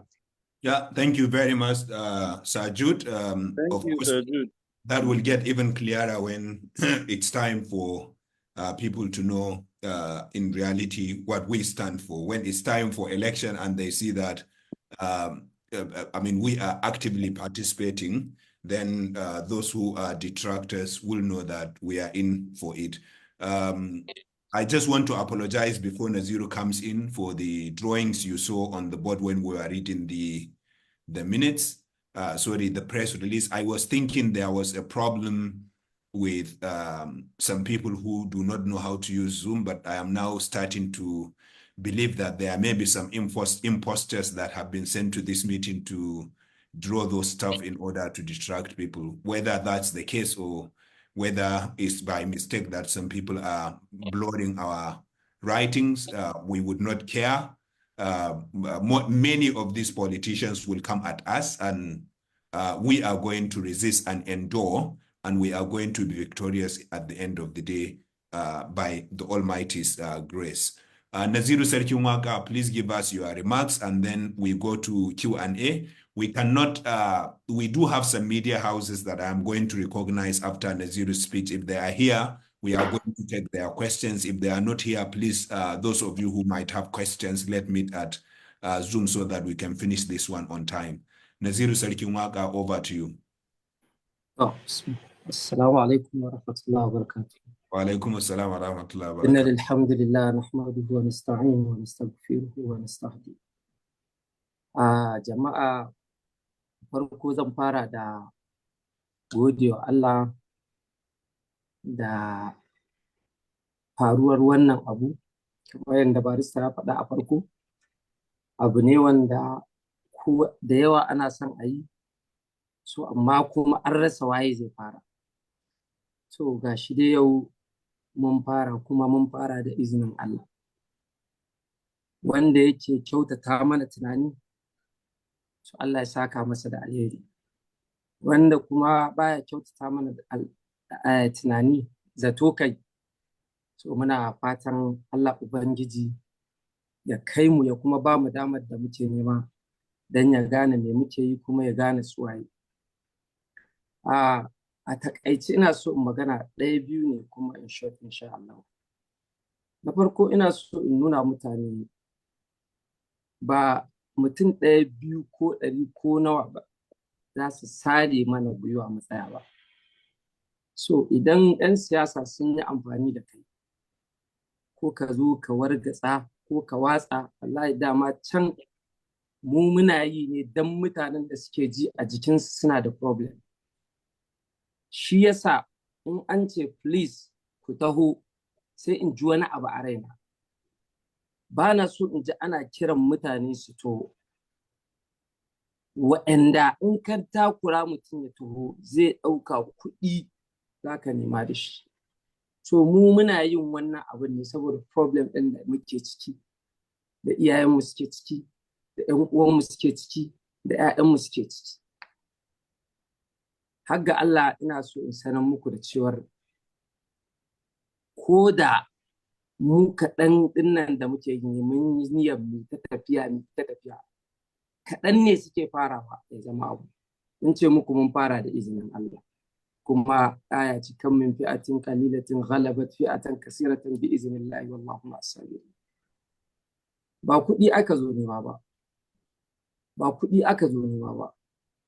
Dan in kuɗi aka zo nema ba nan za a yi ba. Tunda masu ba da kuɗin duka waɗanda kuka gani a cikin waɗannan mutanen 70 ba wanda ba sa nema ya ci aiki da shi. Wallahi al'azimu ni dai abin da ya kawo mu abin da muke ciki ne. Kuma a cikinmu barista Bulama ko Abba Hikima ko Sharfaddin ko waye duka da Haji Awal. Duk abin da ake yi mu muke ta ƙoƙari don mu gama mun haɗa kuɗinmu kuma mun yi abin da ya kamata kuma za mu yi da izinin Allah. Duk abin da ya kama mu kashe za mu kashe. A cikin tafiyan nan barin yabi wani na bawan Allah. Ya ƙara mun kishi a ciki, ya ƙara mun ƙaunarsa a raina. A cikin tafiyan nan tun da muka fara El Samad dai da kake ji El Samad yana tare da mu. Alhaji ka haƙuri ina ji wani lokacin a ɓoye kake. Yana cikin mu. To waye zai bar kasuwancinsa ko neman abin ɗinsa ya zo neman kuɗi. Abin da muke so ku fahimta shi ne in 'yan siyasa kullum za su buɗe ƙwaƙwalwarmu su cusa mana faɗa da junanmu haka kawai ba dalili, ni ban san ka ba kai baka san na ba ka taɓa ganina ba, kawai saboda mun yi saɓanin jam'iyya kai kana can ni ina can, kawai sai mu zo mu ɗaukan mu kaman kafirai mu ta yaƙi kaman musulmi da kafiri a zamanin annabawa. Ba haka bane ba. Ya kamata ƙasar nan tamu guda ɗaya ce. Mu tsaya mu cire san rai, mu zauna in ba mu gyara ba wallahi ba wanda zai gyara ba. Yaƙin da suke sa mana a ranmu kullum suna jefa mu ne cikin inda ba za mu taɓa ɗauko kanmu ba balle mu gyara. To mu haƙura, kai baka san ni ba ban san ka ba, amma duk ƙasan mu ɗaya, to mu zo mu yi ta dan Allah mu ba ta lokacin mu. Amma wasu su ɗau kuɗi su ba ku yaƙi ɗan uwanku da suke so su kawo muku ci gaba, wannan ba daidai ba ne ba. Wannan shi ne da ɗaya. Abu na biyu kuma da nake so in gaya wa mutane shi ne, tun da aka fara tsarin tafiyar nan, ko da yake na ji an faɗa muku a baya, na ji da yawa da kuka gani a cikin 10 nan ba sa so a sasa a shugabanci. Na ɗaya dai kamar barista da baya ƙasa, mun fi amincewa a haka. Nan tun da baya ƙasa, ai ba ka tunanin mutanenmu ba sa tunanin ma cewar wani ɗan siyasa ya zo ya zauna da shi.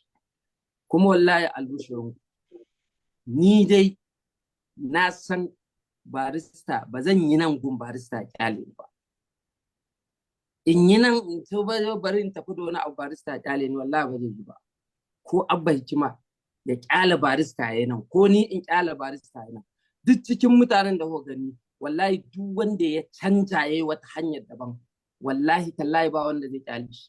Saboda in ma mun zo mitin a nan ne za ku gane ba ma wai irin mun haɗu bane a wata jam'iyya ko mun taɓa wani zama a wani jam'iyya ko waye, a'a. Ko a baya da kuke tunani ba ni ba siyasa dai ba. Kawai ko da yaushe ina duba menene ya fi mana sauki, me ya fi mana dama. In kuɗi ake nema mun san inda za mu kai tsaye kuɗin suna nan wallahi. Kuma in mu gode wa Allah yanzu me za mu? Kana bacci idan ka arfi sai Allah ya hore ma abin da za ka ci ka sha ka sutura. duk abin da za ka nema yanzu sai dai ka tara ko ka sai wani abu ka aji, amma abin da za ka ci ka sha kafi ƙarfinsa. Abin da yake mana takaici kullum shine waɗannan irin shugabanni da muke tare da su, wanda na rasa wani irin rashin tausayi ne a ransu. Duk abin da yake ciki yake gaban mu ba sa kalla, duk abin da za ka faɗa musu ba sa ji. So kuma mu zo mu yadda mu ma mun zauna mun miƙa musu wuyan.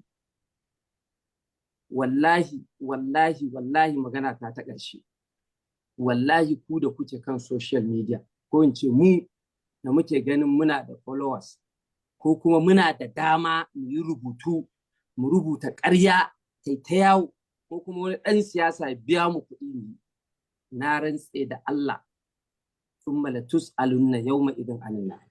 Wallahi sai Allah ya tambaye mu duka. Billahi azimu, ba za mu shuka tsiya mu girbi daɗi ba, ƙarya ne babu.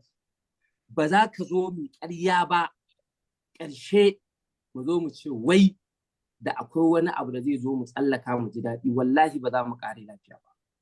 Don haka ina kira jama'a, mu dai mun fara, ko ka zage mu, ko ka bi mu, ko ka yi, za mu yi kuma da izinin Allah kuma da sunansa. Mun sa gaskiya a ranmu, akwai mutanenmu da suke cikin tashin hankali da bala'i, in kai baka ciki. To kakkai tunanin ko zagi ko ka bullo, mun san yanzu za a ba wasu kuɗi su ma su bullo da tafiya kala kaza. So duka yanzu abinda mu muke shiri a ranmu, duk ƙungiyoyi na matasa za mu bi su mu zauna, dukkansu kuma za mu narke mu zama abu ɗaya. Wannan shine roƙon da muke musu, dan Allah dan Annabi matasa, kowace ƙungiya ku zo mu haɗu mu narke. Mun ƙara gaya muku mu ba shugabanni bane, muna so ne mu ɗauko abin mu kai shi ga inda zai samu shugabanni na gari, ba shugabanni bane.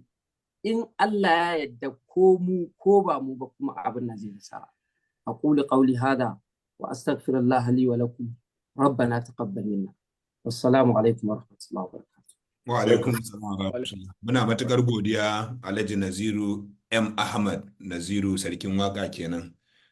Na san jawabinka ya fito fili sosai. Allah ya saka da alkhairi. Allah ya ba mu sa'ar ci gaba da wannan tafiya don shi, kuma Allah ya sa idan muka yi ya karɓa, kuma Allah ya karfafe mu akai, ya tabbatar da digadiganmu. Barista ya haƙuri na karɓe abin nan daga hannunka da yake akwai 'yan abubuwan da na so in sanar. Yanzu lokaci ne na tambayoyi a takaice, amma kamar yadda na ce ku yi haƙuri, ba mu da isasshen lokacin da za mu ɗau mutane su yi tambaya, amma na san akwai kafafen yada labarai da suke tare da mu yanzu haka. Na san muna tare da BBC, muna tare da DCL Hausa, muna tare da Freedom Radio, muna tare da Daily Trust, muna tare da Daily Nigerian, muna tare da akwai kafafen yada labarai da dama wanda Hajiya Umma suka yi miki magana cewa za su shigo din nan. Idan akwai wani daga wannan, to da Allah idan suna da tambaya mu bar 'yan jaridu su yi tambaya idan akwai ko tsokaci, ko da yake su 'yan jaridu tambaya suke ba tsokaci ba. In ya so in Allah ya kai mu sai mu haɗu a TikTok gaba ɗaya, duk wanda suke da tambayoyi ko tsokaci in Allah yadda za mu ɗauka a nan. Gashi ba zan iya ganewa ba, ga wata Amina Iliyasu ta ɗaga hannu. Da yake Fatima ta yi magana akan shigowar mata a tafi da su, kuma kira ne mai matuƙar muhimmanci. Bari ita Hajiya Amina mai yiwuwa 'yar jarida ce, mai yiwuwa kuma 'yar uwa ce kawai da take da tsokaci. Zan buɗe ki yanzu. Hajiya Amina, ina sa ran cewa ba namiji bane yake amfani da wannan sunan, amma in ma shi din ne dai sai mu ɗauka. Gashi nan ina neman ki buɗe kanki, Amina Ilyasu. Assalamu alaikum wa rahmatullah. Wa alaikum assalam wa rahmatullahi wa barakatuh. Wa alaikum assalam wa rahmatullah. Kina so a sa bidiyo zan iya sa bidiyo. Ba za ka gani ba saboda babu wuta a inda nake. Okay, to shikenan. Bismillah. Za a gyara wannan tsarin insha Allah. Masha Allah. To barista Audu Bulama Bukarti da Sharafaddin, ku yi haƙuri, ban riƙe sunayen sosai ba. Kafin in je gaba zan ce muku kudos, ban son in ɗauki lokacin ku sosai. To ni sunana Amina Ilyasu kamar yadda kuka gani, kuma ni 'yar jihar Zamfara ce, sannan ni ce CEO ta Queen Amina TV, ban san ko kuna ɗan ganin shi ba. Na'am. Baby station ne online. Na'am. A farko akwai wani bidiyo nawa da ke yawo a kafata, na ƙalubalanci wannan tafiya tun lokacin da na ganta. Haka. Kuma ba wai ƙalubalance ta bane kawai don ba na son ta ko na raina ta, a'a. Abin da na faɗa a cikin bidiyo ɗin har yanzu ina akan matsayina, kuma shi yasa na ce bari in yi magana a nan. Haka. To, lillahi da na attending wannan meeting yau, tun da na gan shi ma na sharing a handle ɗina, na ce zan yi attending. Da na yi attending tun farko sai abin ya burge ni. Tubula mabukarci da co-travelers ɗinka, indeed you are making us great, you are making us proud of the country. You are giving us hope in the future. To abin da ke damuna shine akwai abin da na lura da matasan Najeriya wanda yake it's very important, ina son ku yi noting in wannan abu. Na'am. Observation ina shine matasa, zan ce kusan 90% of matasan Najeriya idan suka sami kansu a wani position na appointment ko wani abu, to lokacin zaka ga rashin mutunci na ƙarshe.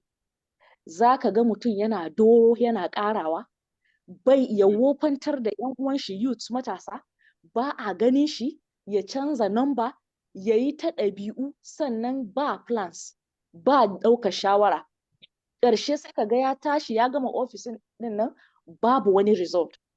Ina mamakin abun nan don sai ka ga kamar sun tsaya ne gaba ɗaya sun yi meeting irin the same behavior.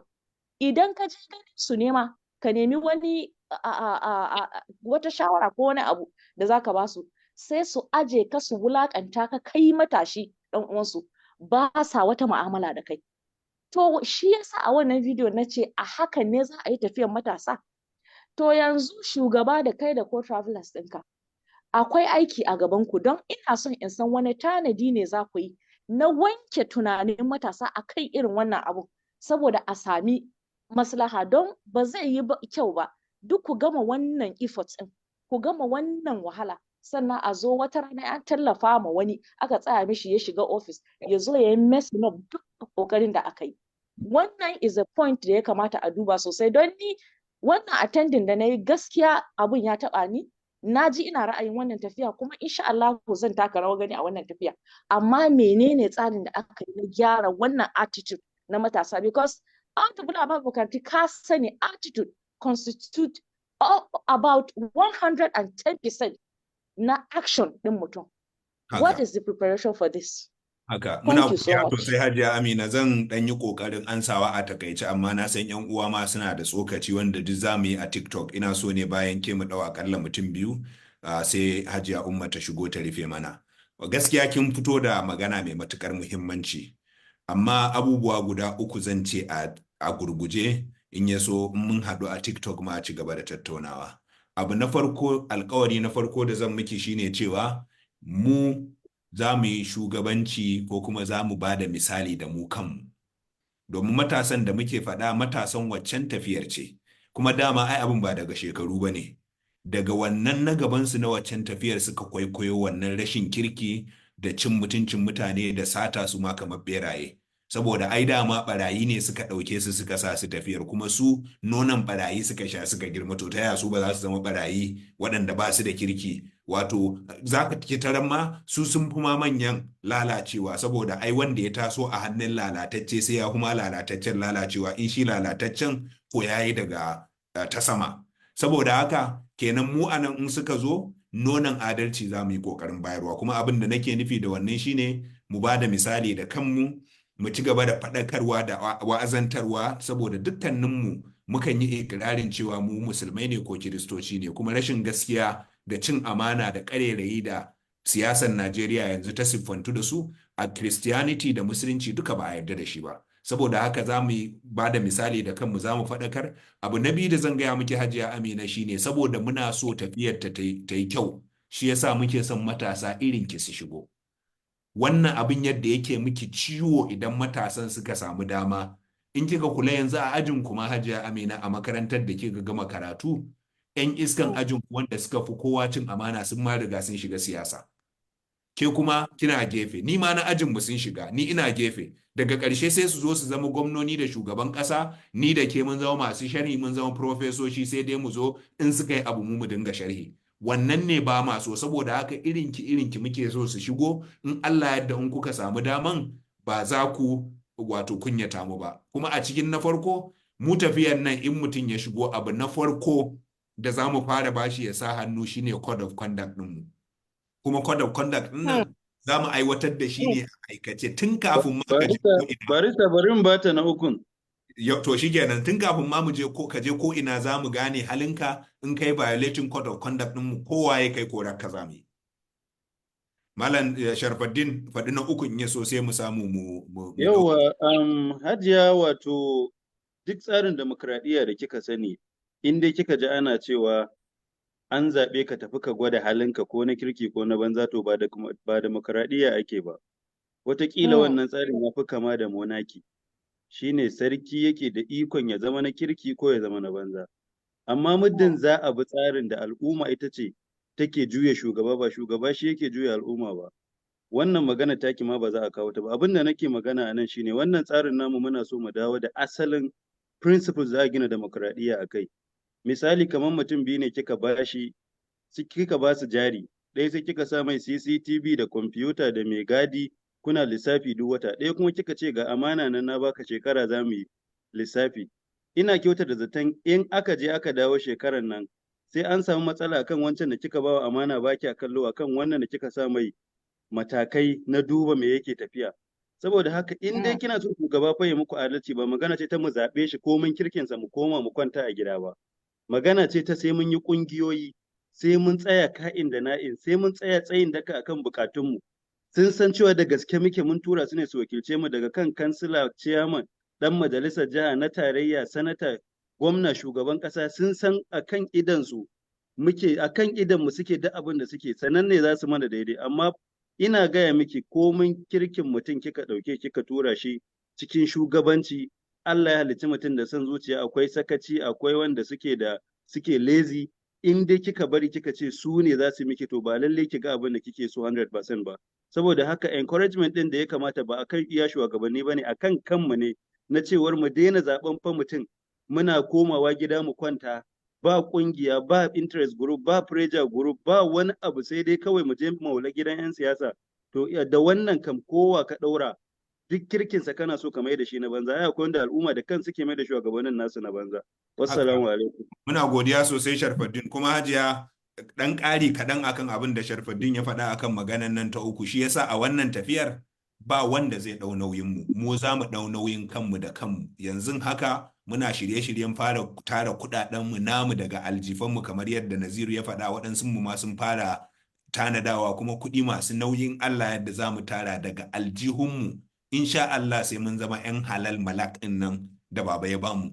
'Yan halal malak shi ya kamata ma ya zama sabon abin nan ɗinmu, wato salamu. Mu 'yan halal malak ne, ba 'yan halal ba ne kawai. Yanzu ga Awwal Y Tilde za mu ɗauke shi, daga shi kuma za mu ɗau mutum ɗaya, in Allah yadda za mu rufe tambayoyi, sai ku yi haƙuri mu haɗa a TikTok insha Allah. Mala Awwal, bismillah. So, assalamu alaikum, Chief Convener. Wa alaikum assalam. All protocols duly observed. Ina ma kowa fatan alkhairi, kuma ina addu'a Allah ya dafa mana a cikin wannan tafiya. Amin thumma. To, tambaya nake da ita barista. Na'am. Da yawan mu anan ma'aikata ne na gwamnati, wasu mu suna aiki da gwamnatocin jihohi waɗanda suke da sauƙin isowa kan ma'aikaci ko cimma ma'aikaci. Ina fatan za a dinga ba mu shawarwari, ko kuma ana ba mu listening ears lokacin da muka zaburo muka zo neman shawari, don tabbas mun fito mun yi mubaya'a, kuma mun san za a bi dunduniyoyinmu daga jihohi da ma federal government, tunda yawancin mu ma'aikata ne. Wani tsari za ku tsara mana na ganin cewa duk lokacin da gwamnati ta fito ta tule mana ƙafofuwanmu a matsayinmu na mabiya wannan tafiya, ya za mu yi escaping, whether a shari'ance ko kuma a hikimance? Wannan ita ce tambaya na, ina ma kowa fatan alkhairi. Assalamu alaikum. Alaikum assalam wa rahmatullah. Muna godiya sosai dakta don kayi tambaya mai ma'ana sosai.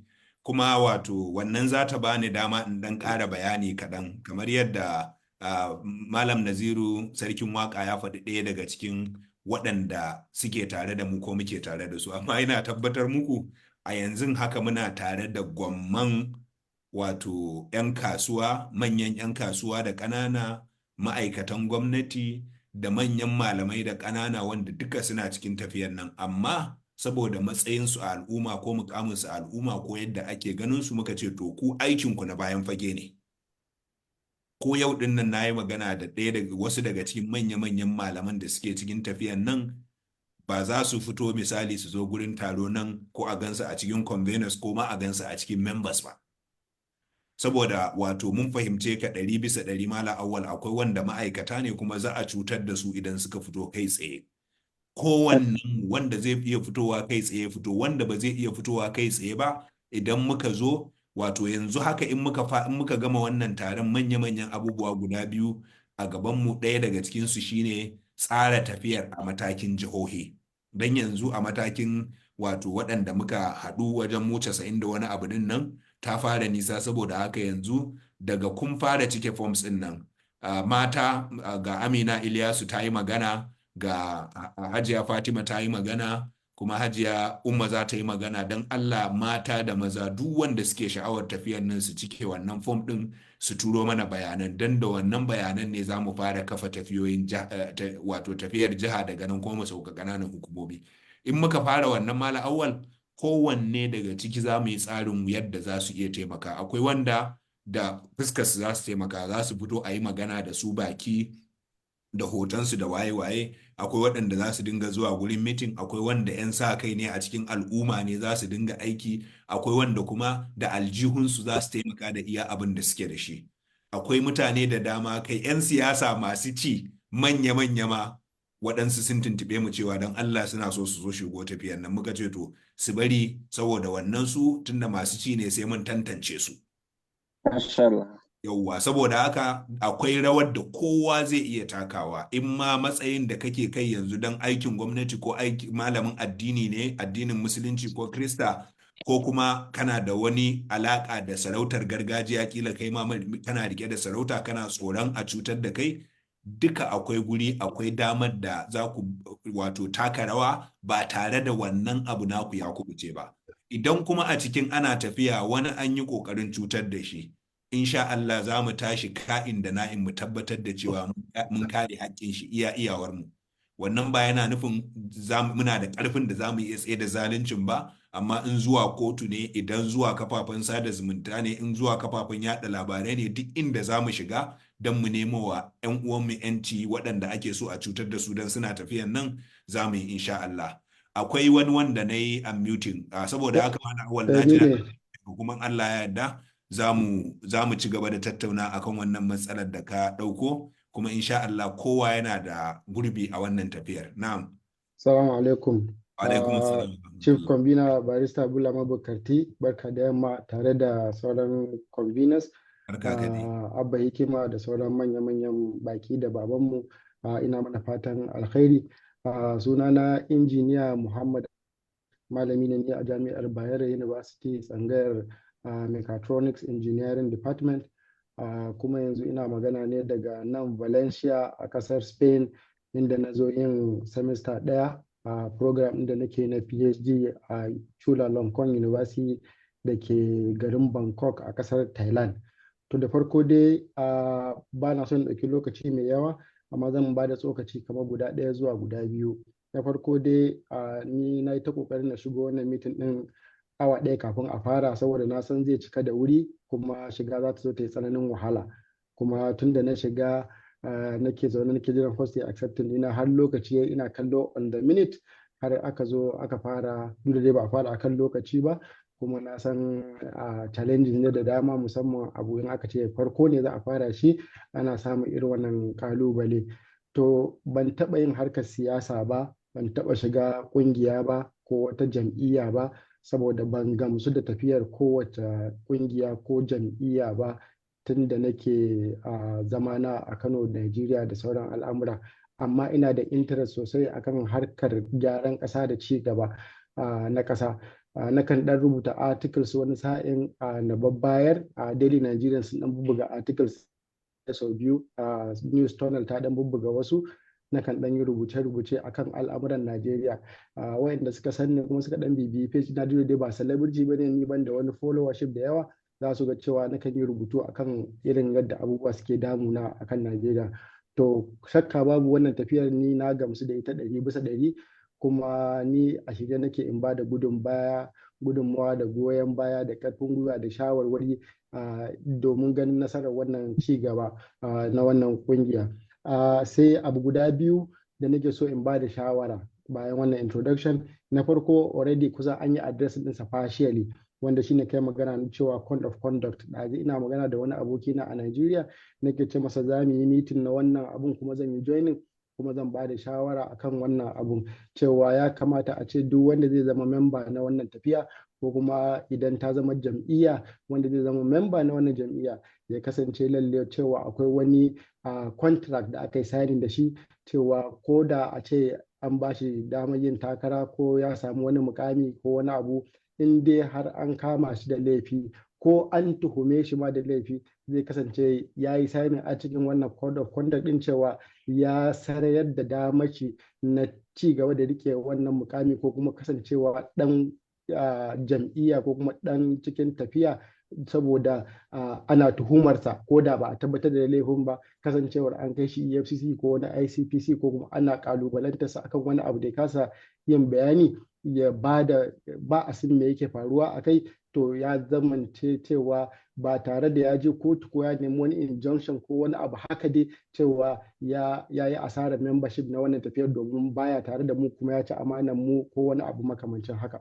To wannan kayi address ɗinsa partially saboda ka ce akwai code of conduct da mutane za su yi signing and so on and so forth. Sai abu na biyu shine a gurguje, kamar yadda kuka yi magana cewa za a kirawo sauran jam'iyyu da kungiyoyin matasa su zo su shigo a haɗu da haɗa karfe, which is very good. Yes, I totally believe in that, because we need the numbers and we need the strength and commitment and people from all walks of life. So amma problem din shine idan mutane suka zo, wanda yake da kungiya ya zo da wani dan mukami ko wani abu, zai zo da bargaining chip ne, zai zo ya ce tun da ina da kungiya kaza ta yi karfi kaza, an san kuma zan kan mutane kaza, to ina so ku bani wakilci na waje kaza ko shugabanci na waje kaza ko takara a wani bangare kaza. Ni kuma shawara ta anan shine wanda zai zo ya kawo wata gudunmawa, ba zai kawo gudunmawa ba ne domin yana son a bashi wani privilege ko wani opportunity ko wani abin nan. Kamata ya zama duk wanda za a ba wa dama ya shugabanci ko ya wakilci ko kuma ya riko na wani abu ko ya takara, ya kasance cewa based on wani manifesto ne da ya bayar ko plan ɗinsa ko kwarewarsa a wani harka, baya ga integritinsa wanda shine root din wannan tafiyar. Ya zama cewa bayan integrity to yana da wani focus ne, yana da wani target, yana da wani plan ga abin da zai kuma zai dinga ba da feedback every quarterly ko every 6 months ko wani abu makamancin haka, wanda ya fi cancanta based on wani debate ko wani presentation ko wani abu, shine ya kamata a ba takara. Ba mutum ya zo ya yi jagaliya ya yi ihu ya ce a sha wiwi a yi waye mata za su yi ihu kuma a ce shi aka ba takara ba. Wannan shine a gurguje shawarwarin da nake so in bayar. Allah saka da alkhairi, Allah ya ba ku nasara kuma ya ba mu nasara baki ɗaya. Insha Allah Nigeria will be very proud of you guys and will be very proud of all of us as youth, insha Allah. Mun ji daɗi sosai injiniya, Allah ya saka da alkhairi. Ka yi maganganu guda biyu masu ma'ana sosai, kuma gabatarwa ka ta yi ma'ana sosai ita ma. Insha Allah za mu duba wannan shawarar taka a code of conduct, dan abin da muke tunani to kafin mutum ya saryantar da kaman membership din shi da mu, wato za mu yi bincike ne na cikin gida. Kaga muke nan ba maganar binciken 'yan sanda ne ko ita, wato in ka ji gwamnati tana cewa mun kafa kwamiti, ai kawai rena hankali ne. Abu ne wanda za a iya bincika sa awa biyu, mutum ɗaya zai iya kiran waya ya ce a zo a yi masa bayani, kawai an san me ya faru sai a ce mun kafa kwamiti, sai a yi wata shida.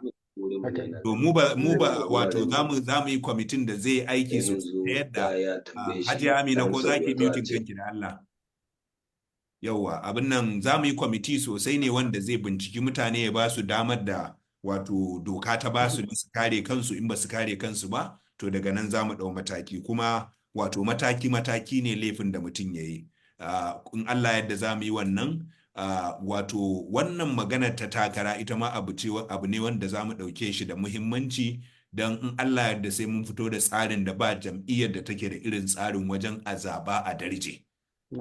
Saboda ba wai iya abinka bane ma, dole ma mu sai mun je mun samu shaida na kyan hali daga wato waɗansu daga yardaddu a unguwa. Misali a ce fastoci da wane ne ko a limamai da wane a samu dai mutane zakakurai wanda an yarda da wato ingancin halinsu, sai a ce waɗannan ne sai ka je ka samu ijaza ma daga gurinsu. Kaɗan daga ciki nake baka misali, amma wato za mu yi tsari mai kyau. Duk da haka sai mun samu matsala, in muka samu matsala kuma za mu ɗau wato matakan da suka dace wajen tabbatar da cewa magance irin wannan matsaloli. Don Allah kai ma ka cike mana fom din nan, injiniya. Zan cike, in dai na gan shi zan cike shi immediately. Barista no da. Yana nan a comment section. Jude, if you can post Barista mu kokari mu karasa yan TikTok suna ta magana. Wannan TikTok ina wata ne za fara? Wata ne TikTok. Ai yanzu kam dole sai dai mu fara karfe 11 da kaɗan. Ku yan TikTok ai ba ku a bacci, Sharfuddin. To bari mu je gurin Hajiya Umma ta yi jawabin rufe taro. Daga nan kuma za mu yi addu'a mu tashi. Hajiya Umma, gare ki.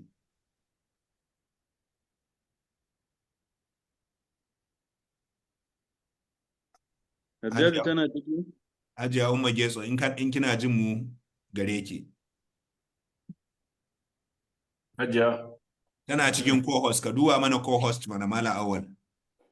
Okay. Hajiya Umma ko ta fita ne, ban ganta ba. Okay, bari in yi sacin ɗinta. Okay, ga ta nan, ina ga ta sauka ne ta dawo, sai ta sauka daga co-host. Hajiya Umma, na sake mai da ke co-host. Za ki buɗe kanki yanzu. Okay, idan ina ta ƙoƙarin in unmuting. To ai ba mu ga bidiyon ki ba, Hajiya, gaskiya ba mu yadda ba. Yawwa. Wa alaikum. My fellow conveners, men of the press, distinguished ladies and gentlemen, our patriotic father that joined us this evening, I'm extending my greetings. We're so very sorry for starting this event very, very late. I am here to give a kind of closing remarks, but before my closing remark, I have a small message to pass on to my fellow Nigerians. I've been an actor my life. We've been on this fight. We took the bull by the horn, trying to see that every Nigerian, especially the youth, because we are the majority of the population, trying, as in coming on board to rescue this nation. But I'm very, very glad, and I hope, and I'm sure this is the time that God will, that we are here to salvage this nation by His grace. It's not that we're better than anybody. It's not that we can do it. No, we can do it better than anybody. And it's not like what my colleagues said previously, that our elders have failed. No, they have not failed. Somebody can never give you what he doesn't have. And this is a kind of learning process. So I just want to add a little thing again by telling the youth that we are more than what we think we are. We have more than what it takes. Because the people that were there or have been there are always telling the youth, who are you? You're so skeletal. I've seen a lot of comments even after our unveiling yesterday that what can we do as youths? We don't have the money, we don't have the followership, but we have patriotic Nigerians. Because as Ambassador mentioned earlier, whosoever is not really a true Nigerian definitely is a true liar to all the cries we're hearing today about this country. So I just and still want to tell the youth, come, let's do it together. We're not too skeletal, we're not cowards, and we can definitely do it. If at all in other countries that are as powerful, as populated as we are, as rich as we are, they've done it. It's all very, very possible that we can do it. And ina kuma amfani da wannan dama ina godiya da duk 'yan Najeriya wanda suke Allah. Ubangiji Allah ya ba mu sa'a, Allah kuma ya sa wannan tafiya ta mu ta zama mai nasara. Thank you very much. Sai da safen a huta lafiya. Thank you very much, Hajiya Umma. Na san sakonni duka sun fito fili sosai ba tare da mun ci gaba da ɗaukar lokacin ku a nan ba. Muna matuƙar godiya. Muna kuma maimaita kiran mu cewa we call on all Nigerians who love Nigeria, who want to change their country to come and join us. Barista a sake saka form din nan. Yeah, the Google form. Please, Jude or Sharifuddin or anyone who has the Google form, copy and paste it again. Yes, Amina, can you mute yourself, please? Yeah, please copy the Zoom, the form and reshare it. And even if it's not reshared now, I am going to put it on my Facebook page. So please, you can go to my Facebook page and get it if you need to fill it out if you don't get it here. But we thank you very much. We reiterate our call for you to come and join us.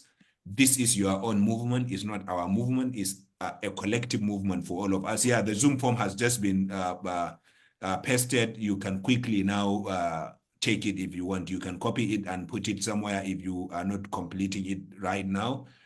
Or you can complete it, you can just click it and complete it now so that you don't need to keep waiting. We want you to please do it as soon as possible so that we know the people that are already joining, because we will start the structure for the movement as soon as possible. We thank you each and everyone. I can see many hands. There are dozens of hands wanting to ask questions or make comments. I'm so sorry that we cannot take you here. Let's meet at TikTok, and we are going to address your questions, because we are not going to do any speeches there. We just want to address your questions. Those of us who don't understand Hausa well, please understand that this is essentially launching for the North. We are going to do something that will be more in English, but we are also going to publish on our Facebook pages and other social media handles the press release and the speech. And also, I am sure many newspapers, English newspapers, are going to report it, and you will see the content of all of that then. Thank you very much, everyone. Once again, we still have over 2,000, almost 2,500 people or so watching us live here on Zoom and on Facebook. We thank you all individually and collectively. Please join, sign up. Let's come and start this journey. It's going to be bumpy. It's going to be difficult, but inshallah, we are going to be resilient, and we are going to take this country to the promised land. Those people, waɗancan mutanen da kuke gani kamar aiwane ne yake da kazawa, just look at them. They don't have anyone. A gidansu ma ba ƙaunarsu ake ba saboda sun maƙaryata ne, mayaudara ne. A cikin familinsu ba a son su. Shi yasa za ka ga yawancinsu ba sa cin akwatinsu, ba sa cin waɗansu, waɗanda ba san su bane suke zaɓar su. Wallahi muka zo muka haɗa kai, ba abin da zai gagare mu, kuma za mu zo mu tona musu asiri, kowa ya gansu, saboda ai dama an aka zo abin da yasa dole muke zaɓar su, ba mu da wani zaɓin ne. An haɗa ma ne da baki-baki da baki kirin da baki wuluk. Kaga dole ne a cikin su. Sir, please, people are posting a link that does not belong to our own. So for the notice, then Allah Zami posting link din a Facebook din Barrister Abba Hikima ko Sharifuddin ko Barrister Bulama Bukarti. Yeah, so da Allah duk wani link ba namu bane. Duk wanda ka gani ba akan pejin mu ba namu bane. Kuma in kuna so ku sharing form din maimakon ka kwafa ka kai pejin ka kai sharing namu. Thank you very much. Thank you for supporting that, Fatima. We are closing now. We are going to do the national anthem and then do our participatory prayer. Each of us will say individually. Sorry, Sapita. Yeah, national pledge. Sapita, can you lead us in the national pledge? Barrister, I'm sorry. The new one, huh? Sorry, what did you say, Sharifuddin? I say for the TikTok, they should follow my page because I'm the one that will host the live. Yeah, so go to Sharfaddin's Wanda za su hau TikTok su taho page na Sharfaddin Bature za su ga live din kaman 11:15 kenan. Da dan ba da dan lokacin nan da minti 8 za mu fara insha Allah. A haɗu a can, Sir Peter, lead us in the national pledge. Okay, so we all say together after a count of 2. 1, 2. I pledge to Nigeria, my country, to be faithful, loyal, and honest, to serve Nigeria with defend her unity, to defend and our uphold her honor and glory. So help me God. Thank you very much, everyone. Let's now take 1 minute to pray. Muslims and Christians each will pray in their own ways, inshallah. Allahumma salli ala Muhammad wa ala minti ɗaya kowa ya addu'a. wa ala alihi.